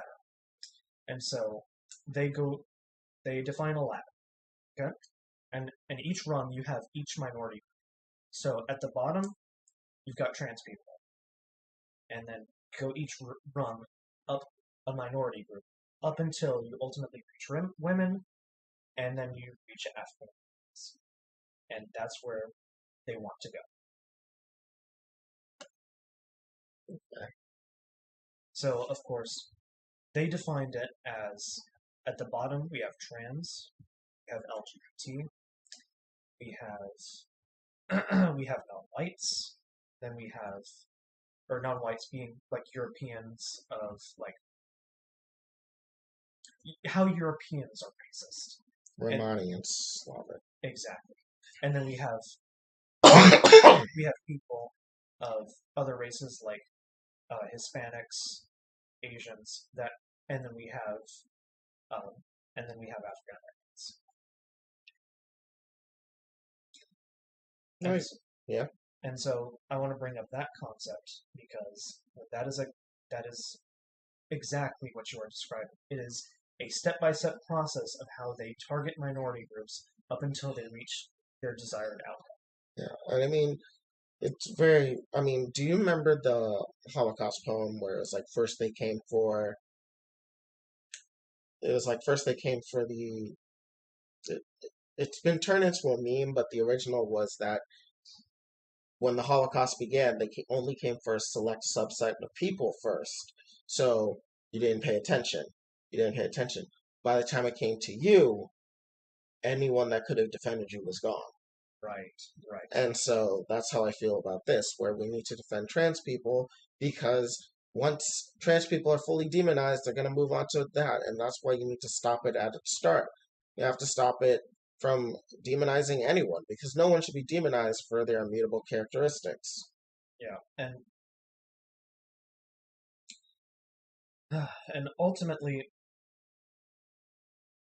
because I know trans people in my life, in the social groups I'm in, I know at least two to three trans people, which would be probably about the ratio that is common in a southern state. But I'm worried about everyone. I'm worried because we are seeing rights being taken away at such a level that I feel like it's important to speak up. And if I don't, what happens? Do we just stand still and stand silent and let it happen? Like, I feel like we're at a point where society just doesn't care. And I feel like the conservatives and those who follow conservatism haven't learned from the mistakes of the years, mostly due to the whitewashing of history. Yeah. I think a big thing also is that anti-trans legislation is really funneled by just an irrational hatred. And so and it's allowed for a certain construction of what being transgender is. And I want to go even further than hatred. I want to say it's disgust. I mean, yeah, it's hatred, it's disgust, it's disdain, it's contempt, it's all of those things. And I think the difference here is that there's nothing logical. Like, you know how normally when they come up with like bigoted things they talk about in like pseudoscientific terms, or they'll use something like the crime bill to justify racism against black people despite the crime bill, not the crime bill, the crime rate, despite the crime rate telling an entirely different story than what it initially thinks. Unlike something like that, where there's at least some level of reality they're tethering it to, with anti-trans sentiment, they focus it mainly on a perception. This perception of this almost gender amorphous being that is nothing but predatory and just cancerous. To the point where it doesn't matter how many individual trans people you meet or see, there's always that perception of that that perception of trans people that has been grounded in that kind of allows for the bigotry to just continue as it preys on something that just isn't grounded in reality. It plays upon ideas like what archetypical gender roles are supposed to be like how you're supposed to act according to your gender and how sexual deviancy, despite being transgender, not being about sex, they make it about sex because they have to tie it to being gay, and that's apparently about sex, despite exactly. But you get what I'm trying to say, is that they're trying to change the public sentiment enough where it doesn't matter how much on an individual level you know a trans person and you know everything to be untrue. There's always that giant public perception that overrules everything, Right. so that even individual people can't necessarily make as big a change as they can, because it's hard to change someone's mind about something when they're that deep into it, especially when it's not something they came to consciously.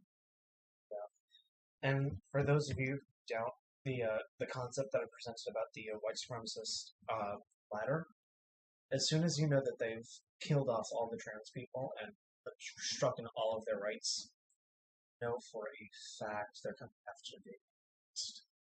I mean, I'm just going to be blunt about this. Literally on the 2020 RNC website, they listed the elimination of gay marriage on as their campaign strategy. They are still hateful. They are still filled with disgust towards the progressive movement. It's up to us to combat it because we can't take this line down. So ultimately, I just want to express my feeling about this because I feel like we are living in an unprecedented time right now where we're going through another cycle of civil unrest, or not civil unrest, I'm sorry, like civil rights being like stricken, and I feel powerless because I feel in a place of privilege that I need to do something, but I feel like I can't. Sorry, no, I completely understand. I think the biggest thing is to just really try to stop it where before it starts, because we're still in the phase of where there are massive amounts of people And like that are still pro-trans, and so you wouldn't because have to worry about. because ultimately remember like as soon as like the gay marriage bill passed, being anti-gay was like being anti-gay was a social nightmare. Now that it's like concrete in our society, Yeah, imagine how far they're willing to go to bring it back to that point before 2015. yeah. And that's what I'm afraid about. I am worried about it too, but at the same time, Because it's at the same time I don't feel we're at that point yet. We're still at the point where it's still well, here's the thing. we very much could push sentiment into the right direction, and trans people Well, are I'm not treated worried as that we're people. at that point. I'm not worried that we're at that point. I'm worried. I see the signs that we're heading that direction. Yeah. No. Those Yeah. are what. That's what I'm worried about. I'm not worried about us being at the top of the mountain. I'm worried that we're going up it to begin with. Yeah. That's what scares me, and it's horrifying. Yeah. But we also have to remember that this is only a subsect of the country as well. We're focused mainly on Florida and southern states, but obviously we still have other more liberal left-leaning areas that will never go through with it, Right. thus making it less universal. Yeah. Because let's be honest here, places like Washington and Oregon and California and New York, it's going to be very much harder to undo that. Yeah. Versus how with other minority groups But that the only issue excuse me. the only issue I have with that is what about the kids that are stuck in those states? That's the biggest issue. It's Because about the kids that are stuck in those states, but it wouldn't spread, I guess, to the rest of the country. yeah. But those are our unfiltered thoughts because ultimately, with us, having a lot of mind with this current issue, we just need to get this all out there because ultimately we're having obviously, if you've been paying attention to local politics, the anti-trans legislation has been up front and center, and with all that going on, we've gone off about anti-trans legislation for long enough, and ultimately, we feel like it would be appropriate to later on just dissect it and Yeah. just know why what's going on is going on and why it's so successful. Yeah. But yeah, it's tough to end this on a positive note because of like the topic that we're talking about. But Yeah. ultimately, just don't let this fight like end without at least defending our principles, because at the end of the day, those in minority groups rely on the people in privilege to maintain those rights. And without that, nothing's going to get done. It just won't. Yeah. Yeah. Well, I think that's all that we have to talk about today. I think so, yeah. Yep. So ultimately, to at least end this on a positive note, progressivism is becoming more and more popular as time goes on, while far-right conservatism is growing. Where generations are still becoming progressive, so we still have the young generations on our side. Yeah. Ultimately, it's up to us to shift the moderate position leftward, and we have all of the cards in our hands to be able to do that. Yeah. So, do not give up.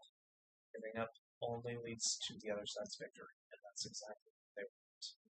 So, with all consideration of everything against us, please just keep your head up, because it's the only way we'll win. I've been your host, Sovereign. I'm Shiny. And we'll catch you all next week. Sorry about the inconsistent schedule, but we will try our best to keep you quality content as the weeks go by. Good night, everybody. Have a good night.